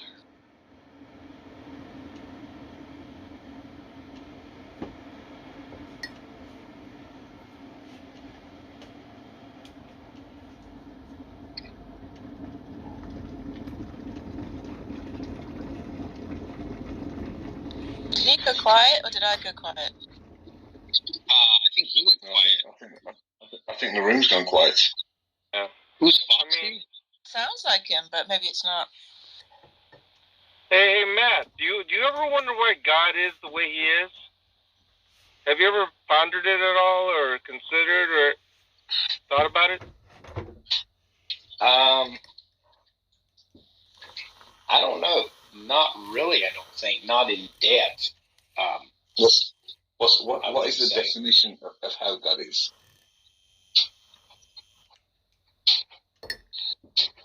What are you asking? Look, John, you pointing out that other Christians have buried their heads in the sand over the subject doesn't really help you. It's not irrelevant. No, I was just genuinely curious. Peter, what was your question? I said, what's the definition of how God is? Well, it's not a question for a theist. God is a disembodied... Well, someone just asked a question. Well, what do you think? Aren't you a Christian? I think God is the way he is because he's the epitome of truth and justfulness. But that is the way he is. You're saying he is the way he is because the way he is. You're taking the question. The reason why he is the way he is because it's based on truth and being just. But he is truth, so it's based off of himself. Well, That's why he's the way he is. But why is he... Oh, so you're saying because he embodies truth, he has to be the way he is? Yeah. Okay, but we're all the way we are. It's like saying Peter is exactly Peter tall. Why is Peter tall? Because he's as tall as Peter is. Yeah. That's only if you make exactly. That's only if you make the equation to God. But we're not God, so we can't make that equation. We're still the way we are. How about this? You are the way you are. I'm just saying it's Peter. All I'm saying is it's vacuous, right? We're not really. We're not really saying anything. Yeah, but Seth, we're why the way are we the are, and actions we're not of the logic the way epitome they are? Right, so it can't be the epitome of truth makes someone the way they are, because we're all the way we are, and we are not the epitome of truth. So have you got something? But we're not God. We're talking about God. I understand we're not God. I understand that. And I said, what makes God God is the epitome of truth. Yeah, you're just repeating yourself, and I just pointed out. I know because you You keep making a strawman argument and equating my answer to mankind, and you can't equate my answer to mankind. I'm equating my answer to God. Listen, Not mankind. What was your question, John? your claim is that God is the way he is because he's the epitome of truth, right? Yes. Okay, we are the way we are. So it can't hinge on being the epitome of truth. Real? Wait, hold on. Well, we could tell you why we are the way we are. Wait, I can shut tell you up. that. Shut up, John. Is that the real Dan Barker down in the... Yeah, I don't know. But Seth, my question was... You don't know who Dan Barker is? Why is the axioms of logic the way they are? Do you have an answer for that? Not with that few followers, but yeah, John. The way logic is I think it's probably a brute fact. Are you the real Dan Barker? Which is a dumb question. Dan? Not with that few followers, I would think. Dan. I don't know how to unmute. Did I unmute right? Yes. Oh yeah. So yeah, this is Dan Barker, but I only have a couple minutes. No way. I'm just popping in for, and I have no idea what you guys are talking about. I just popped in about 30 seconds ago. So. Well, welcome. Yeah. Well, we're just wondering why God is the way he is. Well, if God is a fiction, then he's the way the authors made him to be. Well, it sounds like Dan Barker, that's for sure. And if God is not a fiction, what would that mean? Well, it would mean he's real, but then you have to define what it is. The definition of the way God is that your right and wrong morality is based upon biblical morality. That doesn't sound like a definition. That sounds like a declaration. And God declared this. God made a declaration within the teachings of the Bible. Well, there you go. You know, I used to believe the Bible, but the Bible's not reliable. The Bible's not a good book of truth. And the Bible contradicts itself. The Bible has a lot of horrible moral teachings in it. The Bible was written by ignorant people. It has a little bit of truth in it, but if you base a definition of God on the Bible, then he is a God we should detest, not admire. Can you give me some? I just realized Silver Star sounds like Dan Barker. Dan, do you mind? Wait. I could confirm or deny that he is. Dan, you happen to have an argument that states that God's infallibility is incompatible with him having free will. Do you mind expanding upon that? Yeah, but I only have about 2 minutes. I got to get going here. I call it FANG, F-A-N-G, the free will argument for the non-existence of God. And, of course, it depends on your definition, but most people believe, and most Christians believe, that God has free will, regardless of what you think about humans, and there's a debate. Christians don't even agree among themselves about free will for humans, but at least they all agree that God has free will. But if you know the future, you can't have free will, because free will requires a period of uncertainty before you make your final decision. And if you know the future, that puts extreme limits on your power.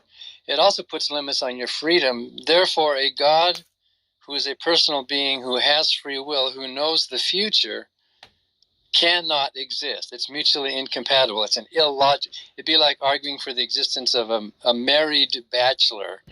It's incoherent before you even try to argue for his existence. You don't even have a definition that holds water. That's just one of the many so-called arguments from incompatible properties. Yeah, but why couldn't God know the future? Because he decreed the future freely. Well, yeah, if he knows the future, as you say, then he doesn't have free will.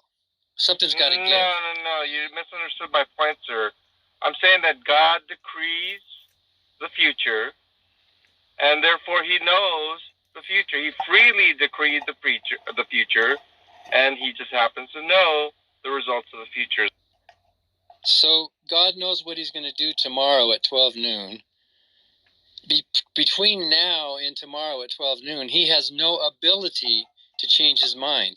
The future is fixed in his mind. Therefore, it's completely deterministic. He has no freedom to change his mind and do something other than what he robotically has done.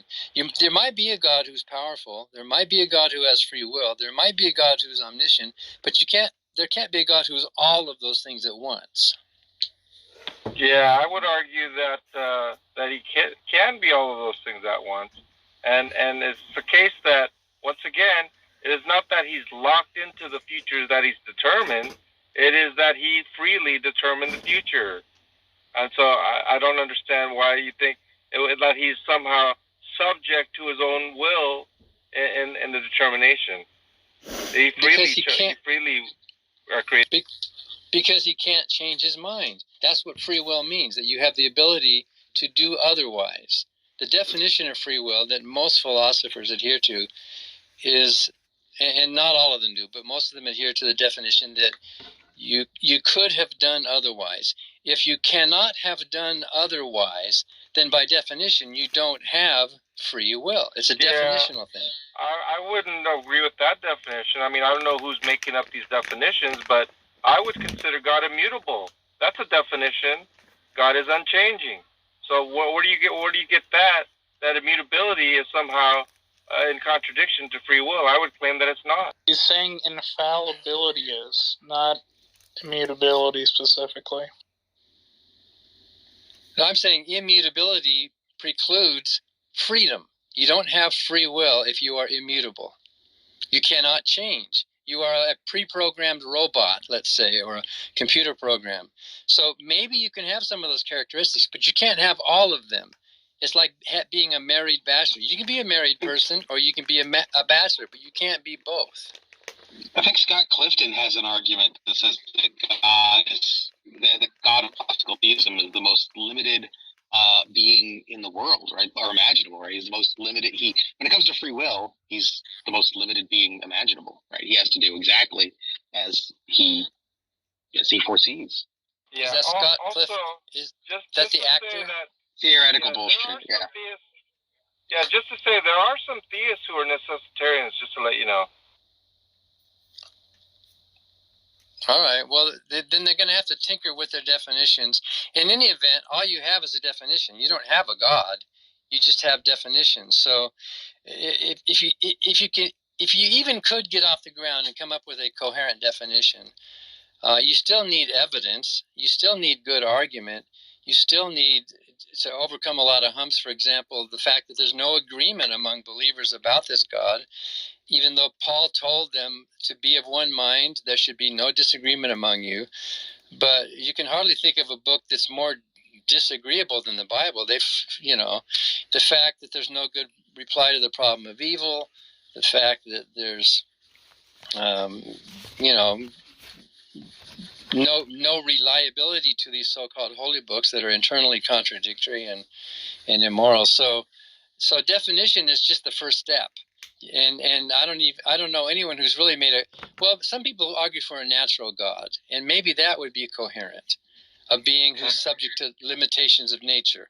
Maybe he's just a really powerful creature. Maybe that kind of definition would be. Yeah, just a side question, Dan. Are you part of the Clergy Project by any chance? Yeah, I'm one of the founders of it. Oh wow! Okay. Wow. Okay, so my question is, did you ever know God? I thought I did, yeah. I felt the Holy Spirit. I got goosebumps. I had this presence in my mind that convinced me that God was real, but I now know that it's an internal delusion.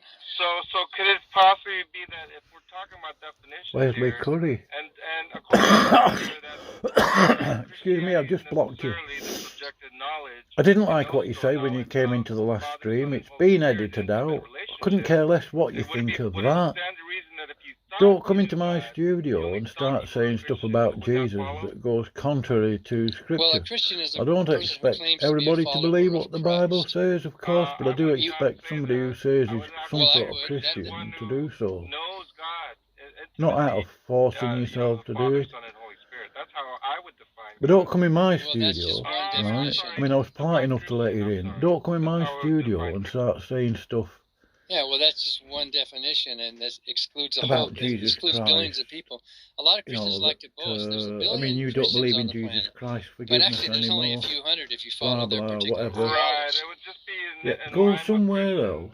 Go into Praise I Am not channel everyone who says Lord, Lord. and right? talk your garbage John 14, over there. Don't come into my studio doing it. Praise would appreciate your presence. I'm confident of it. Well, I used to All think right. that. I used to believe it. I used to feel it. I used to get Bye goosebumps. I bye. used to see what I was convinced were answers TTFM. to prayer. Ta-ta I used to for see what I now. thought were miracles, and they were very affirming. You But need to rethink. there's nothing that convinces me now that Repent. any of that was happening outside of my own brain. Sing All you religions around, make those Wesley, I claims. know. I've debated Hindus. I've debated Muslims. They all Wesley, say I've the seen same you in thing that other Christians say. channels. Yeah, I have an inner awareness I know what you of like. the Not presence of perfectly, of Shiva. course. And I talked to one Hindu astrologer who got tears in his eyes Weird. because he was so sorry for me that I didn't feel the presence of Shiva with, you know what I mean? So this internal, this subjective experience, it's just inside the brain. That's all it is. Yeah, now, you know, when Matt Dillonty was asked the question, he said, "Is that's how you're going to define it? I was never a true Christian," but he also says, "I don't think anyone's a true Christian." That was his answer. That he acknowledges that he was never a true Christian if he went by that definition. But if we went by that definition, would you also agree, Dan, that you were never a true Christian? Well, if I wasn't, the Bible says you shall know them by their fruits, not by what they say. And my life exhibited all of the fruits of the Spirit. I saw people born again. I performed faith healings occasionally. I was, and I felt the Spirit. So if you go by what the Bible says, that you know them by their fruit, if I was not a true Christian, then nobody is. Neither are you. Well, I would assert that the only one who determines who is and who is not a Christian would be God himself on that day of judgment, right? But I guess what I'm saying is, I guess you're disagreeing that Christianity is necessarily the knowledge of Father, Son, and Holy Spirit. There's a whole bunch of ways to define Christianity, but the most broad way, a Christian is a person who claims to be a follower of Christ. You might think they're not following Christ correctly, but they're not Buddhists, they're not Hindus, they're not Satanists. They are Christians because they claim to be followers of Christ. Maybe they lack something according to your theology, but maybe you lack something according to their theology. So in the broad definition, I think Matt might be true, and I would agree with him by saying, I wasn't a true Christian because nobody can be a true Christian in the sense of actually experiencing God. That's impossible. You can have a mental experience, and that's real. I had a real mental experience, but that just convinced me within my own brain that my delusion was something real. When now I know better, it wasn't real at all. Yeah, I gotta go. I'm sorry. Horns honking out here. Thank you, Dan. All right. Good to hear you talk, Dan. Come back, Dan. Come back. Wow. Wow. The man, the myth, the legend, Dan Barker. And John, thank you for behaving yourself. Yeah. John, you got folded again. Well, obviously, but maybe Daz will put it on Clubhouse Debates. I've listened to quite a few of his discussions and lectures on YouTube when John said, "Are you Dan Barker of the Clergy Project?" I'm like, "What?" And I clicked on his profile, and sure enough, that's him. You guys, the Clergy Project really chaffs your ass, doesn't it? No, actually, it doesn't really chat me. I actually use it to my advantage in discussions with atheists. No, I really enjoyed the way he answered, because the other people in the Clergy Project, I asked that question, did you ever know God? They get really hostile, and Dan did not. I really appreciate it. John trolls ex-pastors who've lost their faith, presumably in a quite devastating way. and he goes to their support group and trolls them. I just asked him if they ever knew God. That's all I asked. No, I'm sure you do more than that. Well, I do a little bit more than that. There you but go. Yeah. Well, who does? Okay, they kicked Who me out of does? the group. Yeah, they Yeah, who does actually know God, though? So Well, the fact he's a you asked link that to the question, clergy project. who can I'm answer just it gonna honestly? Put it in. Well, I Who thought does know God? it was very interesting. He had that whole like mental experience, and now he realizes it was just a delusion. Yeah. And I like what he said. It there is no true Christian. So I mean, I like that.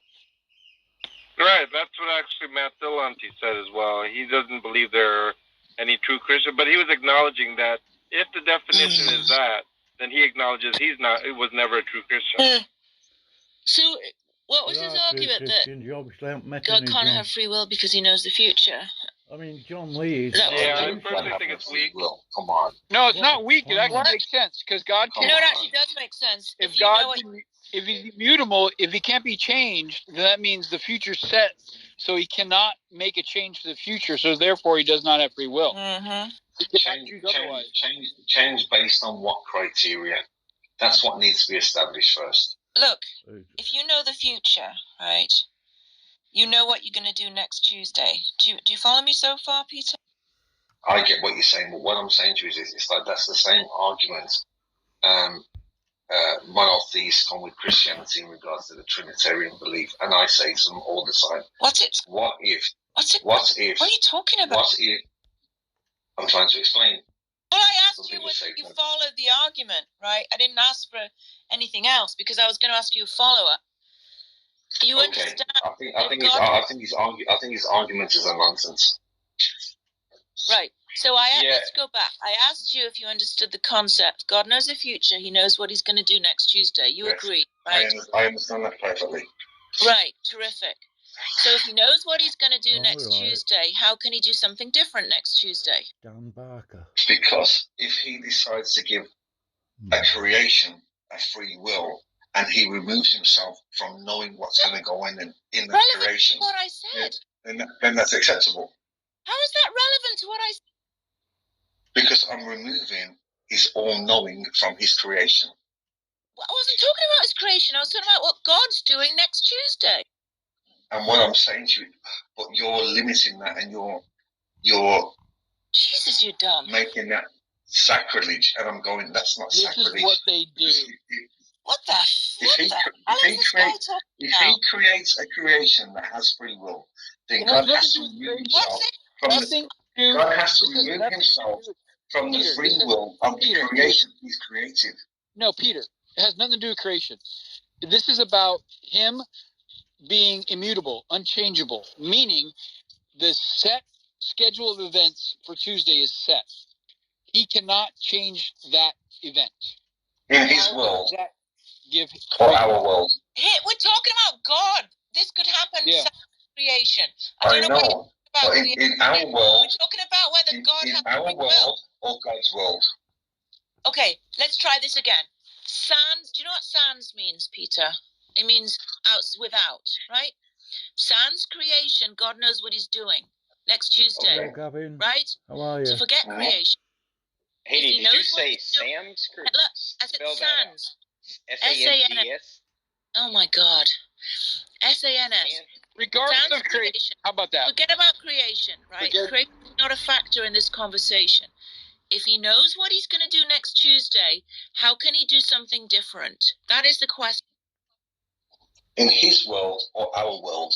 Holy shit. Because I can't answer for God in his world. I can answer the question if you're going to base it in our world. Okay, based upon the information of God being immutable, God being unchangeable, the future is set for Tuesday. If God wants to do something different, he can't.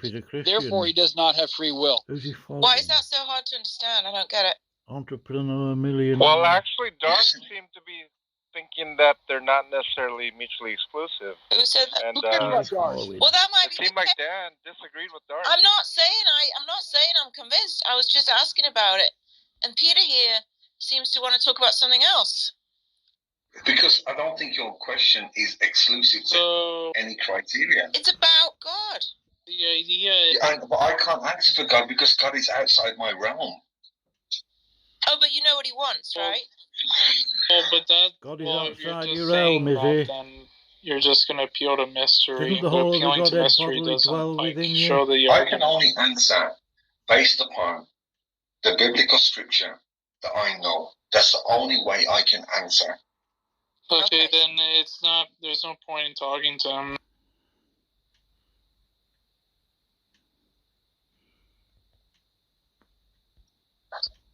But I did want to know, Darth. Never heard of I Dan mean, Parker. is being immutable and free mutually exclusive? No. But look, That's what I thought. his Yeah, argument, I'm fine, his argument thanks, is Gavin. just saying this. I'm Suppose just, you take it that in order for an agent to deliberate, I don't want to sleep. they Sleep need to seems be to be a waste of uncertain time, you know, a lot of about the the time. outcome of their deliberation. I Right? probably Like, sleep during the day. they're aware of the choices that they're going to 3 make, o'clock here. 3 o'clock but they in the don't morning, have, yeah. like, full epistemic access to what's going to transpire after the fact, after they take that choice. What he's just saying is that if God knows the future and you define knowledge as a justified true belief, and you're adding in the other condition that it's like epistemically necessary, that, well, I mean, in this case it's redundant, but if he knows all the facts, then it's epistemically necessary that he does fact A over fact B. Dan Barker is just saying if it's epistemically necessary that God does fact A over fact B, he can't choose otherwise, because if he did have the ability to choose otherwise, it wouldn't have been necessary for him to do A over B. It would have been a contingent fact. I mean, it just seemed to me he was contradicting. He was not agreeing with you. Was I wrong? I mean, it seemed that's what it seemed. I didn't make a claim, but that's his argument. Now, his argument is just saying that if you know the future in a way that you can't be wrong about it, you can't choose to act in a way that could be otherwise to how that future already is necessarily. That's what he's saying. The future is such a way where you can't act. Well, Dan Barker is saying that the future is closed. The future is such a way where you can't act out of accordance with the way it is, because it's necessary that the future is the way it is. Something. Yeah, but I would agree with that. The Bible's saying that the future is the way it, like Christ coming right when he did, Christ coming back right when he will. All of these things. Well, then you're are just exactly how they're conceding supposed the to be. argument. So then you conceded the argument. Do you agree, John? No, what I'm Either saying you is about the concede- free will part. Okay, then you just deny that he has free will. There you go. That's No, you're saying that like like whatever's happening is already Hey, Gavin. freely decided. That's what I'm trying to say. That's just begging. And so in the process, That's just begging the question. Gavin, That's did what you he's know saying. that John He's Lee denying that. He's denying is that an you can act evolutionist? freely. He says if he's you a had all the Christian. information and you knew everything. He's an evolutionist. So that's a terrible response. It's actually a baseless response. Yeah, It's but like wouldn't saying, that make your him? argument. I Wouldn't that would make say him a that he more knows free what he's being? going to do because he's freely chosen to do Yeah, so. because he even before he did it. deliberates. But when He you does this, and he's not tempted to do otherwise. It seems like so that would actually make him more free than the situation we're in which we could come up with a plan, and then circumstances would come up where we would be forced to change. Well, that's just. So it would make us less free, right? I mean, that's just gibberish. But John, the idea here is he's just saying that if you had knowledge of all the future, it implies that the future is closed. The future is such a way where you can't act out of accordance with it, right? You can't choose to be out of accordance with how the facts actually. Well, Yeah, but it seemed like he just arbitrarily decided. He's just saying that he can't act out of accordance with the way. Yeah, and that's where I disagree with his definition of free will, in the sense that that he's saying that free will is such that you can act out of that, and I don't agree with that definition. I don't know where he came up with it. He's just saying. Is that a philosophical will, definition? Look, he's actually right here. As long as you define free will as the ability to choose otherwise, right? Then obviously, if God doesn't have the ability to choose otherwise, right, or in this case, to act in accordance with the way the future is, because the future is fixed in such a way, it just follows from that you think that God doesn't have free will. Right. No, in that case, I would agree. If he's going to define free will that way, yes, I would agree he's correct. What I'm saying is I don't agree at all. That's how free will is defined. You just want to redefine free will. What is the common understanding of free will in philosophy? What he said? Libertarianism, the ability to choose otherwise. I mean, I understand what compatibilists are saying by freedom most of the time. They just seem to redefine freedom as like some action which, if you take in consideration to what the action is, what the actor is deliberating on, they're not, let's say, restricted to act on let's say what they desire, right? They're not restricted. They're not drugged. What's the other example? I mean, you could give thousands of examples, right? Yeah. But what would be the case if God freely chooses to do what is right, what is best, what is proper, and even though the other option's there, he just doesn't want to do it? Well, then you're not addressing his critique, then, because he's just talking about libertarian free will, and you're just redefining free will into something unintelligible. I don't know what you mean when you say that God can freely choose, right? And somehow all his actions are necessary. That doesn't make any sense to me. No, not that his actions are necessary, but that once he freely chooses, what is chosen necessarily must conform to what he chooses. You agreed earlier that whatever God does is in accordance with his essence, right? Or at least identical. That's correct. Okay, are his actions identical to his essence? Well, I mean, as far as like divine simplicity and will and pure act and all that stuff, I think in that sense it is actually. Okay, so there you go. So if God's actions are necessary, then that's just going to be incompatible with free will.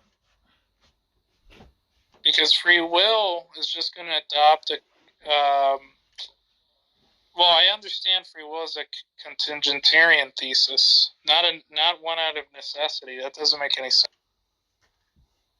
How could you be free if it was necessary for you to do one thing? Well, it was not that it was necessary that he did one thing. It was that he chose to do that one thing. And whatever he chose to do... Yeah, that's just begging the question against what I'm saying. I'm saying that those things are incoherent. Look, if you're saying that God is free, but he's also a being that acts necessarily, you're both saying that you're saying this, right? You're saying it's the case that God acts necessarily, and it's not the case. Yeah, and it's not the case that God acts necessarily, and that's a contradiction. Right, but well, the things that he acted, I would say the things that he acted upon must necessarily conform to what he has acted upon. That's how I would look at it. Acted upon. Right. Just saying the things that he actualized. Well, first of all, I don't understand that. But second of all, this is irrelevant. You just agreed that was a contradiction. So there you go. You're just being incoherent. I like the way I look at it. Like all of these acts of God, quote unquote, right? These have been already determined before the world was even created. So I don't know. He freely decided to do that, and so he's acting upon what he freely decided. He just can't change his mind. Before the world, I freely decided this, and then you know what? I'm going to change it up a little bit from what I originally planned. Like he has to do what he already freely decided to do.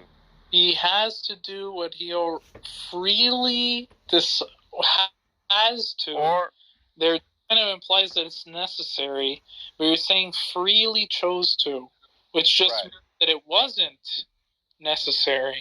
That's just a contradiction. No, I don't think you understand what I'm saying. So before he created anything, he didn't have to create, but he freely chose to create. Now, once he freely chose to create, well, there's a whole beginning and an end to his creation. It's not like he creates and then things unfold, and he's ever learning. Well, he There's does want learning. Unfold, so that's for sure. But you're just saying. Look, do you understand that if you say when you say that God acts freely, you understand that that's just to say that God acts in a way that could be otherwise. Right? Right. He acts in a way that could be otherwise, but he had determined freely to do, so he does what he's determined to do. He does not change his mind. And what did you say earlier? You said earlier that God's actions were necessary, which just means that they couldn't have been otherwise. No, I'm this talking fucking about dumbass just blatantly. You contradicted yourself harder than anybody ever seen. No. Here's the thing, okay? How did you fold yourself? No, the thing I'm trying to say, Darth, is it's not like God is deciding things as in real time. And so today's this. I'm here, God. I'm going to decide this. And I have another choice and Gavin, this and that. No, it's not. And then tomorrow it's the same thing. I have this free will here, and I have this John choice. Lee I'm not going to do that. No, he freely chose to decide it before the foundations of the world. And once he decided, it must necessarily obey the will of God. Detroyer, what did he think about that? I mean, it was just like... Is he just equivocating again when he says, must obey the will of God? He's equivocating, right? He might be equivocating. No, there's what's called a counsel of his own will. Might be equivocating. Wait, no, God is one. He's not plural. He doesn't counsel himself. That's fucking heresy. Don't be stupid. Also, that's scriptural. You said he's just that's fucking heresy. He's just equivocating on has to. Right, because on the one hand, what he might mean absolutely, is that there's like some obligation, like some deontic, I don't know. There's an obligation for God to abide by his own will. Well, I mean, that's weird coming from the fact. Will. Why would he that's weird coming from the fact that you think that God is the standard for all morality. He could either mean two things: either that there is like some moral obligation for him to create, or it's just like, I don't know, logically necessary or necessary under some other modality for him to create. In which case, it's not going to be interpreted normatively. I don't understand what morality has to do with the free will part. You're equivocating. You're either using has to in an obligatory sense, or you're using has to in like a modal sense where it's necessary for him to. No, what I'm saying is it's not that it's necessary for him to create, right? I'm not a necessitarian in that way that he had to create. But what I am saying is once he freely decided to create, every single little action within a temporal sense within that has... Yeah, no, I mean, it's not I'm not a necessity. You're talking about God, right? About what God is doing. I don't like. Here's John. Are you on the fucking pills again? Are you taking that oxy? What's wrong with you? No. Here's the thing. Okay. It seems like you're going back and forth with God's free will, and human free will, which is not the same thing. Okay. Let's say I did go back and forth. So what? Compatibilist free will implicator. No matter to what agent it's applied to, that thesis itself is going to be incompatible with this whole claim that you made about like God necessitating everything in the universe post-creation. I have a question. Are you saying that compatibilist free will for the created agent is incoherent with a God having libertarian free will. Is that what you're saying? No. Okay, then what's the problem? The problem is you think all events in this universe are necessitated by God's will, right? Correct. Post creation, but then in the same breath you're saying something like some events, given that some events are like, I don't know, caused in a way that's like free by the agent, but it's a compatibilist notion of free. If it's a compatibilist notion of freedom, then the agent in question wasn't necessitated to act in the way they. No, they weren't. Well, so that you. I kind of see what you're saying. I mean, to me, that they do have a will, right? And they are acting in accordance with that will. And so, whether it's like sinful nature, they are. If you're getting a creaturely, in a sense, a compatibilist free will, they are acting in that way. So it's compatible with the determination that God has made. Wow, great! That was totally not. That was gibberish. Is that what you said? Yes. I don't see it as gibberish. I mean, I see it as being coherent. Maybe the issue is I can't express it in a way that you can understand it. John is the only person on Earth, right? Well, some exceptions, but one of the few people on Earth that defines coherent as incoherent. He's just so... John, your problem is you try to use too much fucking jargon that you think works. You've convinced yourself in like 10 years of repeating the same shit on Facebook. No, my issue is that I don't know philosophical terminology. Admittedly, that you rattle off like the same canned phrases. Now you're fucking stuck in a loop. Like so what you were talking about, Garth, about the necessitarian part of it, I don't necessarily know if it is post creation, some sort of necessitarian in the sense that this was just more like foreknown. So then drop the claim that you were making earlier. Just say I don't know. You save a lot of it. No, it's not that I don't know. I have a good idea, but of exactly what's going on according to Scripture. But if you're saying there's some sort of contradiction in it, I personally don't see a contradiction. But maybe if I'm not explaining it right and you hear it a certain way, well, certainly there would be a contradiction. If you're hearing something that I'm really not saying because I can't express it accurately or precisely. Well, if you can't, then shut up.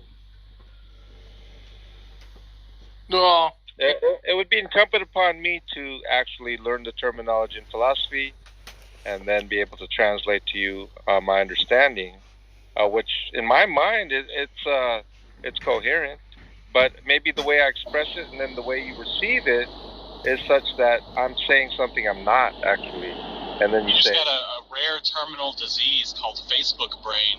I'm so sorry you were stricken with it. Well, I mean, Facebook, I didn't have too much of these type of discussions. That's for sure.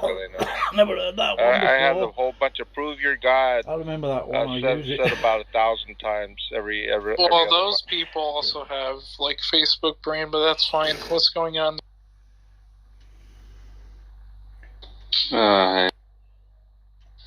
Wow.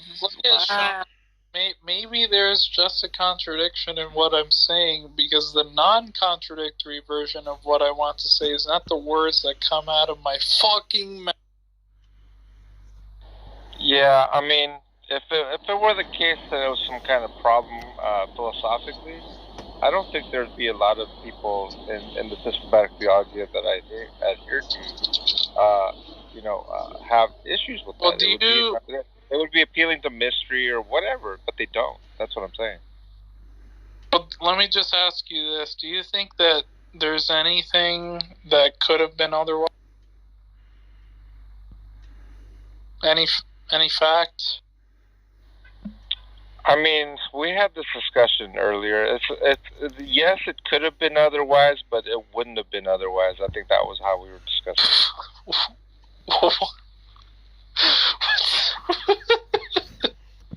It's kind of like That doesn't make It would have sense. been otherwise, but it wouldn't have been like otherwise. he could have refrained That from actually murdering, that's but contradictory. it was the case that he would not. What does it? Wouldn't there just means that it couldn't have been otherwise? Right? Coulda, woulda, shoulda. It's only been one way.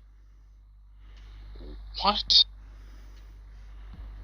Something is both contingent and necessary at the same time, according to John Lee. Modal dilation. Yeah, I mean, for lack of a better way to express it, the way we understand it is that the agent had a will, a creaturely will. That's what we actually call it. Maybe it's not a philosophical term, but we say they have a creaturely will to either kill or not kill, let's say, and they chose to kill, and it was the case that they would have chosen When to you kill. say creaturely will, it's just redundant, right? Because wills are the types of things that certain creatures have, right? So, I mean, what's a non-creaturely will? I'm just saying that's what they call it. They literally call it creaturely I'm telling you, will. he's just regurgitating these cope terms that mean nothing. You're saying what? It's a non-philosophical terminology? I think, like... No, I'm saying you're just making up a word that means nothing. That's just saying free will. Actually, the creaturely will is used in churches and theological understanding. It's Maybe a not in distinction philosophy. without a difference, John. No difference. So if you're going to tell me what is the philosophical equivalent, I'll just use that term with non-Christians. What is the philosophical equivalent? Determinism. John, I had a question. Was your come to Jesus You're just saying I did in a program? You're just saying, John. This is what you're. John, you're saying. I mean, I'm taking a shit today, but I'm not. What's the difference, right? When you say creaturely will, it's not libertarian free will. What the fuck is that? Well, He's on drugs again. He has to be. I understand. I mean, just from the little I've understood, I mean, from all of the... He's on drugs again. He has to be. I understand. I mean, just from the little I've understood, I mean, from all of the... He's on drugs again. He has to be. I understand. I mean, just from the little I've understood, right? Sorry What does compatibilist free will mean to you? Well, compatibilist free will to me means like that the agent has a will that is compatible with what is determined. Based? Is that a wrong definition? No, you just have the word compatible in the definition. Is that a wrong? For compatible. Oh, okay. So you want me to explain it in a way that doesn't use the word compatible? It's fine. It's fine.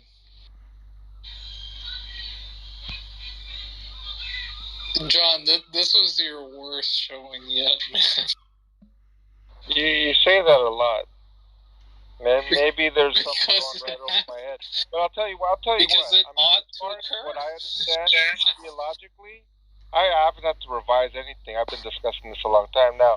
When it comes to philosophy, what I do have to revise is my terminology and the way that I express it philosophically to philosophers like yourselves, so that you guys can understand it. That's my challenge. No, but you realize that the reason why I just say it so often is because it ought to occur, right?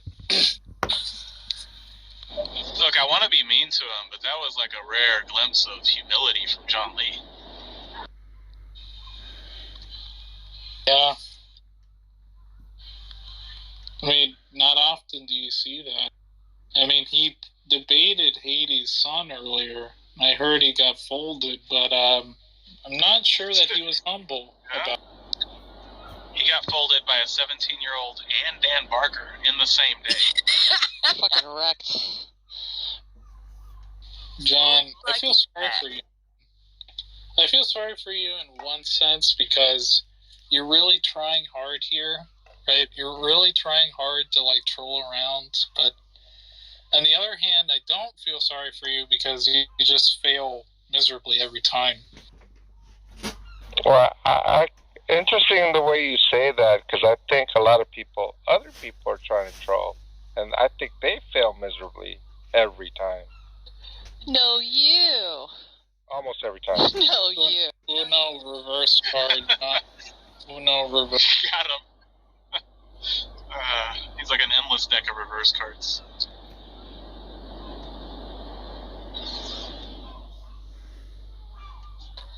So wait, just to get this clear, John Lee spoke to Hades' son. Folded like and a chair. Dan Barker. And Dan Barker. Folded like a bucket chair. A cheap chair, a Costco chair. Yeah, you missed Dan Barker, Billy. He wasn't on for very long, but it was good. I You can get his brother in here anytime if you want. With your son, right? You think I was going to go for your son's jugular, Haiti? Come on. I let him win. No, It was, listen, it wasn't like. I let him win. He had mercy on the pup. Wait a minute. It's Come not on, even man. like that. I wasn't even trying to win. Oh, you were just going easy on him. Whatever. It's not about winning, but I think you were disagreeing with him, right? Obviously. Well, of course I was disagreeing with him, sure. Right. And so I think, if you want to replay, anyone can see that he just had better arguments. John, I mean, the kid's right, Katie, no doubt about that, okay? But, yeah. I mean, here's the thing. I was just trying to have a conversation with them. And I thought he was very well I adapted. wonder how Dan would do against someone like Darth, though. Or even J-Rob. I think it would be kind of like Lawrence Krauss. He's like, you're fucking retarded. Just hand waving.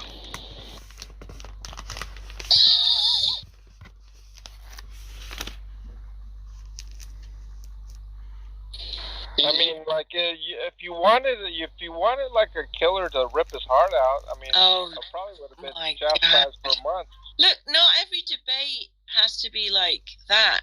The point is, I just think he had a better argument, and he knew what he was talking about, and you weren't really able to refute him. Well, I don't know about that, but John, yeah, he did know what he was talking about. Right, just like not scream at all, just be nice and polite, which is just like Billy, the way Billy debates. But you can still win. Let's go. No, Destroyer, takes the cake and the icing and the lightning all at once. That's very, very frightening. Yeah, Does Destroyer ever win debates, or does he just agree with He everything? lectures, right? Different. He doesn't debate. He lectures. How did you say I won? Sorry, how did you say I debated? It's just a win by default. Nice. If you lecture someone, it's just a win by default. Well, that's not exactly right. Let me explain why. So,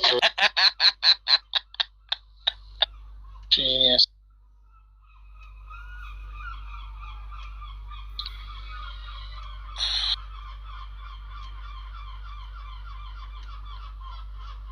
Jack is somewhere in the middle, I think. He sometimes is abrasive, but sometimes can, be nice.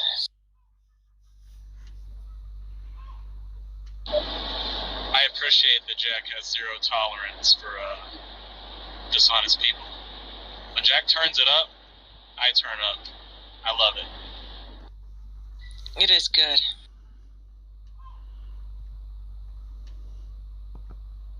I've never seen anybody that doesn't deserve it get it. No, there's some theists who they're willing to acknowledge that if their view is contradictory, then they would be prompted to revise their position. But that's not the case with John or Matt Adams. And certainly, Jack would take a gentle hand with those people, like John Geary. Jack takes a gentle hand with. Hey, do you know how many times I revised my position on the Trinity, Darth? Not enough to come to the correct solution. The same goes for the Incarnation as well. I mean, I was dancing between Apollinarianism and Nestorianism, and I was doing this little balance act. You know how many times I had to revise that? Well, you said You said something really weird. You said something a few months ago that the Trinity was outside of the laws of logic, which is just like gibberish. No, that's not exactly what I said. I said that God transcends Hey, logic. Jane, what did he say? Well, that's still outside of logic. Here's the thing. Here's the thing. Okay, you have the laws of identity, right? Now, when it comes to like the models, like various God models, there are several models, right? There's not just one type of Trinity, and with respects to like relative identity, it is not consistent with the classical law of logic, right? And so, in that case, it is not how do you say That's not true. consistent with that. And so it would be like something maybe invented or discovered or introduced to philosophy to understand the Trinity. Now, it's not without its faults. Don't get me wrong. It's not like something airtight. When you really look at the relative identity in depth, there are dead ends, and so it's just a model that kind of helps to understand what Scripture's saying, basically. For the record, relative identity does not contradict classical logic. Anyway. Oh wait, relative identity does not contradict classical laws of logic. Classical identity. Correct. Oh. Okay. Now That's it's going to. Yeah. Well, what it's going to be inconsistent with is the indiscernibility of identicals. Right, Leibniz. But that's not. What Jake was mentioning. Yeah, but that's not like a principle of classical logic. Oh, so even if it violates like Leibniz's law of discernibles, it is still okay. It's still going to validate classical identity, like for all A equals A. Interesting. You know what's even more interesting is I've had criticisms with Leibniz's law with Muslims and stuff like that. Now, Io, he sent me something in the back channel, very interesting. He said peer-reviewed papers stating that Leibniz's laws falls apart with complex systems in the natural world. And so I said, "Wow, really?" And he says, "If that's the case, then it could be the case for your God as well." And so, I thought that was very interesting.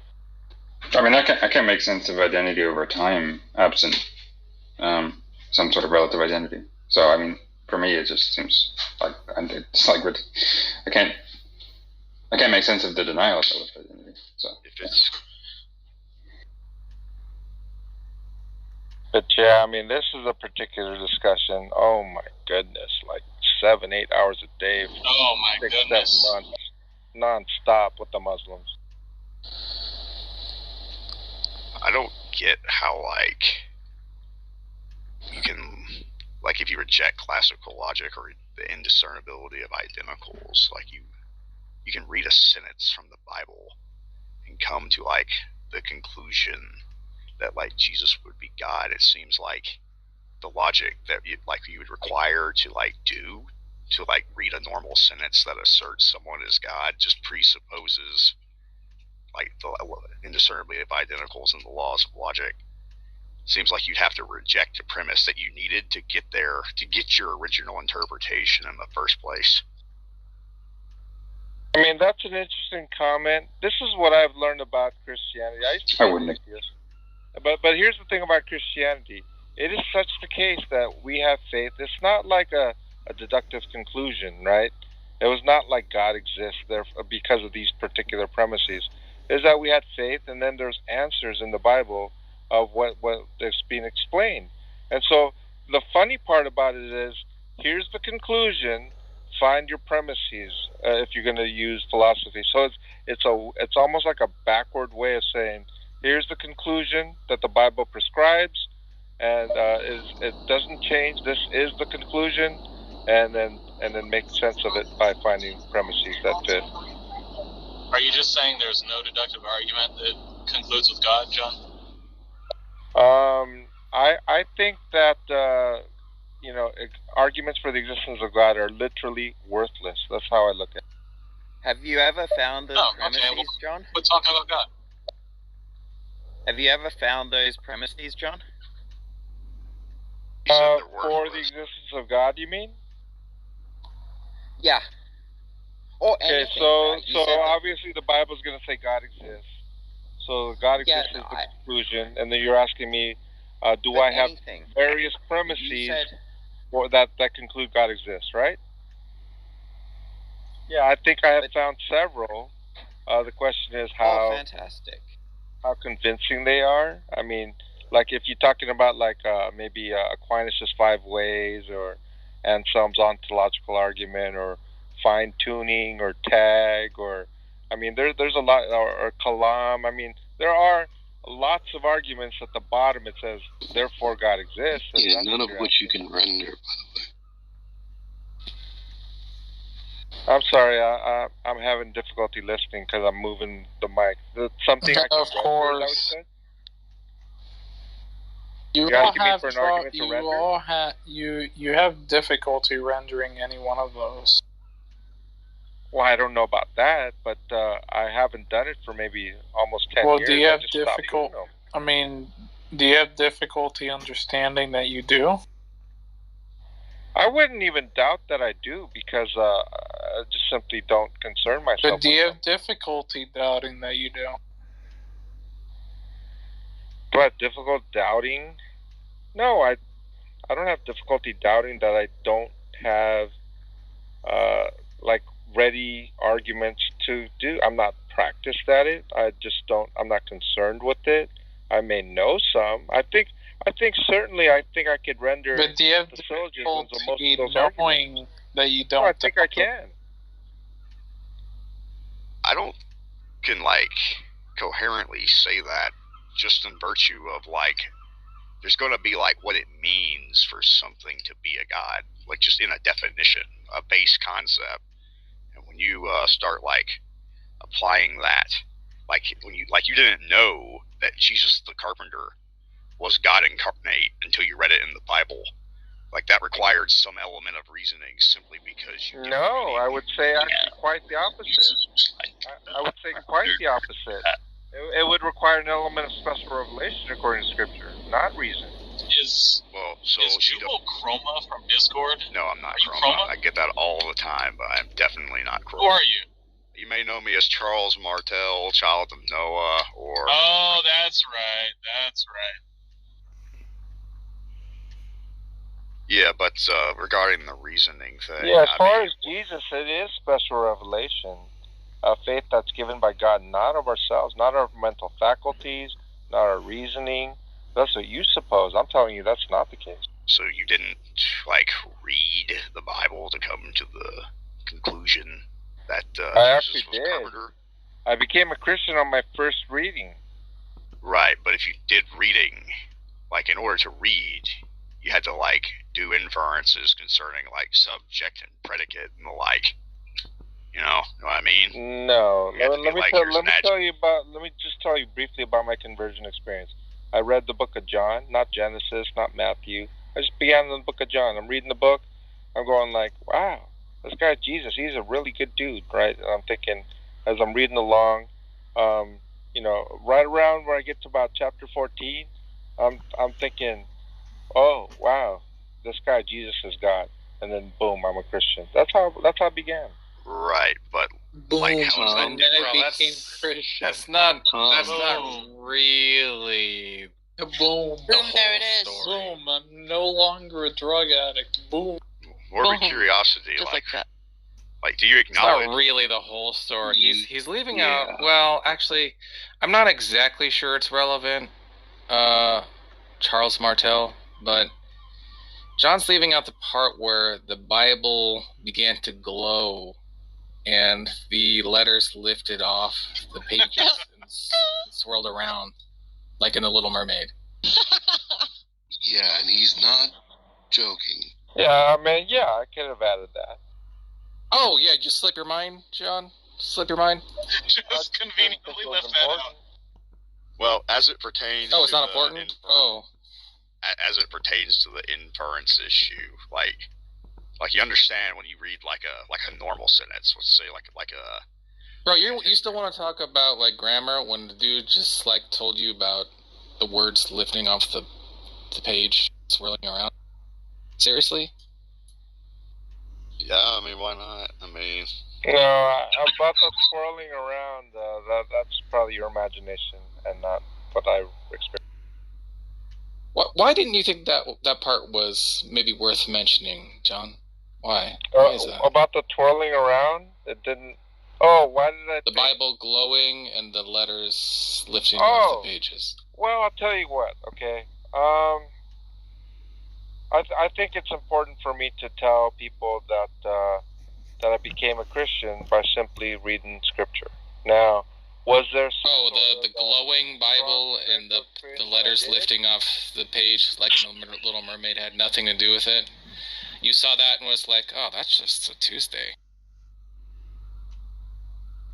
Yeah, it was definitely something. So, more convincing to you was when you said, huh, this Jesus is a nice guy. That was more convincing than the glowing Bible and the letters lifting off the pages of the Bible. No, what I'm saying is that particular. So the more convincing part you left out. Well, here's the point, right? The as I'm reading, it's not the case that the glowing remains, the letters are lifted, and I'm reading lifted letters or anything like that, right?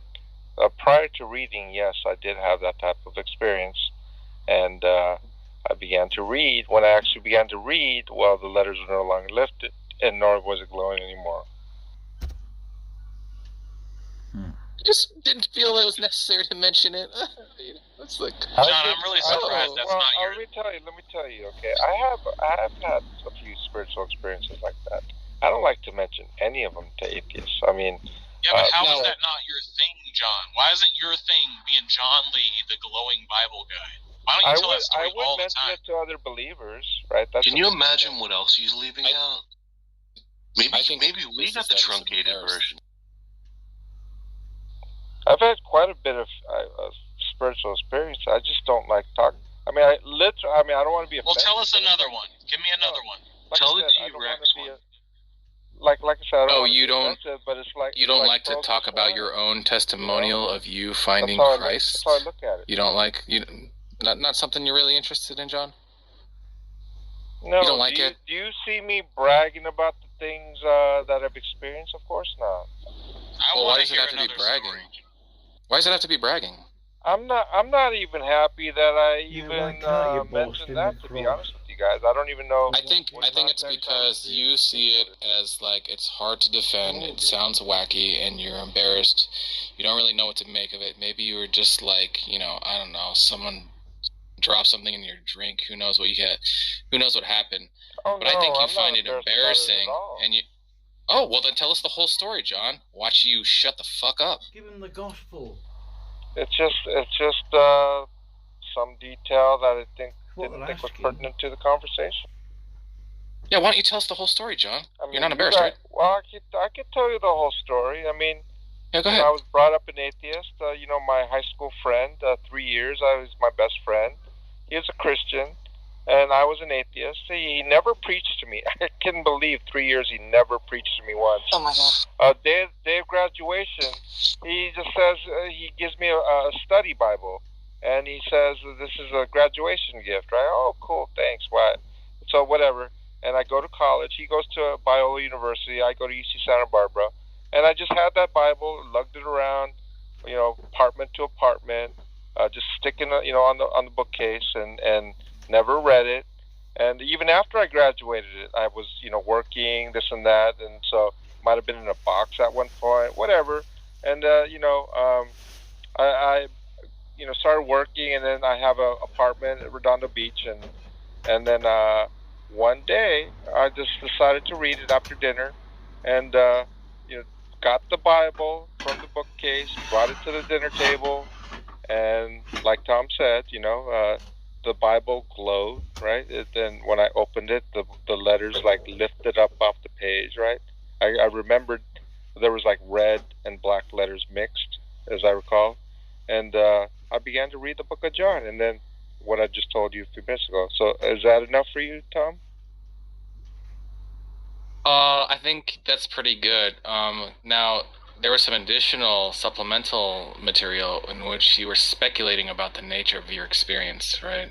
Yeah, I do recall that I thought I was hallucinating because I've done hallucinogens in my past, and I've watched movies about flashback where the LSD sticks into your fat, and then when you burn the fat, you get like a trip and stuff like that. So I had done enough LSD in my past to think that was like possible, because like what's going on? What could this be, right? And so I had those type of thoughts, sure, before and even after. And so is that what you're talking about, Tom? Yeah. And just one last question. When you finished your dinner reading the Bible and you went to get up, was your lower half turned into a fish like in The Mermaid also, or is that not the case? What the hell, John? I might have to plead like a lack of clarity on that point, Tom.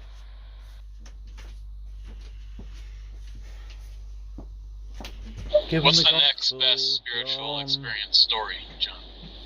Oh, there's a few. There's definitely a few. Some good ones. Let's hear them. What's the next best one? You're not embarrassed, right, John? Let's hear them all, bud. Listen. Look, I'll just save you the trouble. Yes, I want to hear it. Yes, I want to hear it. Yes, it's the case that you're not embarrassed. And then the final question is yes. Go ahead. No. Just go ahead. Embarrassment is not have nothing to do with the reluctance.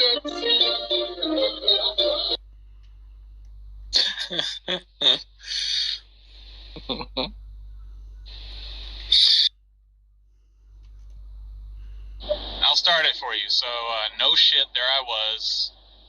That's your cue. Go. There I was in church, and then, Yeah, I'll start it off for you. You were thinking about making dinner, and then you looked over to the bookshelf and you saw the glowing cookbook. Go ahead. No, it was after dinner. No, this is a different story. I just assumed that the other story is also about a glowing something. No, I've never experienced anything like that since. And I've been almost 30 years a Christian, so that's a one-time experience. I'm going to have one request. Why not? If any of them have demons, I want that one. But go ahead. Yeah, I mean, there's some with those types. Yeah, let's hear it. Yeah, let's hear it, bud. We're all ears. Things like Yeah, that, maybe. they're all ears. And they're not hearing the gospel, are they? Look, John, I'm not sure what you're failing to understand. I do not want the Cliff Notes version. I want the full Monty, baby, okay? So let's have it. Let's hear it, buddy. Come on, John. Yeah, all right. I'll throw a bone. One time, I was at church. This was maybe 5 years into my Christianity, something like that. And so I was attending a full gospel church. Back then, I was not a Calvinist. I was a full gospel, like a Pentecostal type Christian. What, is that the right? full gospel business? So I go there, and this is like some Korean church in Hollywood, a full gospel church, and they had an American section. Now I'm not comfortable with Korean, so they had an English section, which had about only like 20 people in it, right? But the whole church is huge. It's like a auditorium, and so it was in the afternoon, maybe 1 p.m. or something like that. And so I walked in late, and they were all gathered in the first 2 rows, maybe 3 rows, right? And they were singing songs because they were just about to start. Well, I sat down halfway down in the auditorium, and I was singing along and this and that. All of a sudden, I hear behind me like the most beautiful voice I've ever heard, like amazing, right? And when I turned around, there was a girl. I guess she had come after me. Now she sat down, and she had her hands up in the air, tears in her eyes, and she was singing, I guess. But it wasn't her voice that I heard. It was two tall figures, maybe I'd say about 6 foot tall, no wings, white robe. I couldn't really see the face that much, although it seemed very stoic to me. And but the voice was it. It was just like amazing. So I kind of turned around. You know, I like I said, I turned back to look. I saw what I saw, and then I turned around, and all of a sudden I started crying real hard for some reason. And then I think a little bit of time went by. I don't know how much time, maybe a minute, maybe more. And then I turned back to look, and the girl was actually gone. And of course, the angels were no longer there either. So I've had that experience. And I've actually told some people that, and they had almost identical experiences where it's like a stadium or things like that about the voice of the angel. And I think it was just for me, like kind of a thing that like even the angels praise God type of thing that I was shown for whatever reason. Yeah, John, there is a not very well understood phenomenon called people getting up. You ever heard of that? People getting up? What do you mean? Yeah, like the idea of it, and I'm not really like very knowledgeable about it, is that people are in one place, and then they go up, they get up, and they go to another place. That's kind of the idea, right? And now, look, I'm not an expert. I'm not an expert, but no, I've heard of that. I don't know if I believe it. Yeah, you heard of it? Yeah. No, I've heard of it. The question is, do I believe the whole people moving around thing? I'd like to thank you for that story, John, and I also want to ask you, how embarrassing was it when you asked Dan Barker, hey, have you ever heard of the Clergy Project? And he was like, yeah, I was a founder. That was funny. Fucking. Yeah, that was that was awkward. Yeah. So, Kind of like dope. I think Jane has something for us. Oh. Jane, are you ready? Yes. Just 1 second. yeah, John. You see, I don't know if you might, maybe you think that people like when they sit down at church they go into like a turret mode and they're just like stationary. Is that what you think? They're glued to the chair. You know. Yeah. Like Triple B put super glue on the pews for them very loudly, as he does, and they just can't get up again.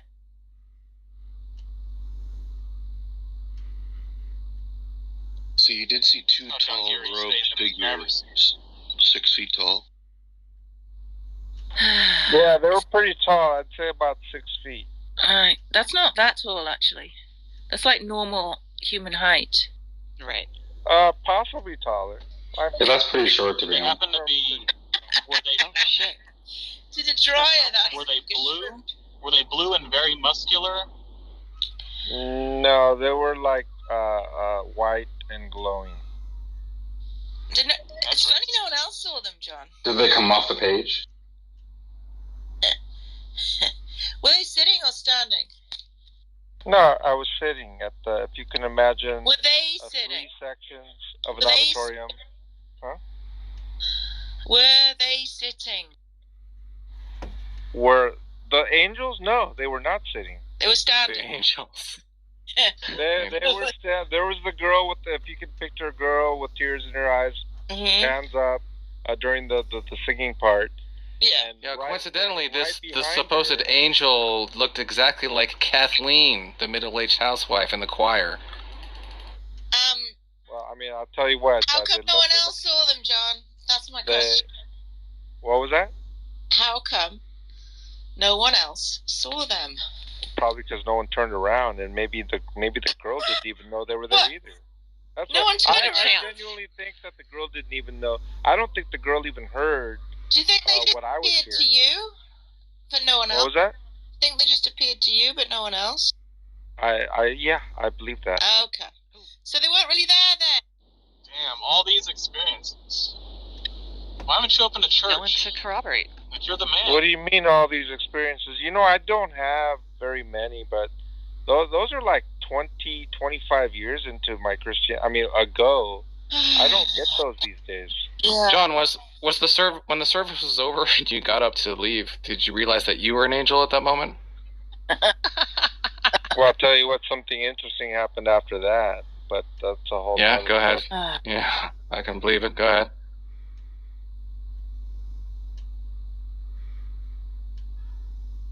Sounds like a hallucination to me. Someone had to say it, right?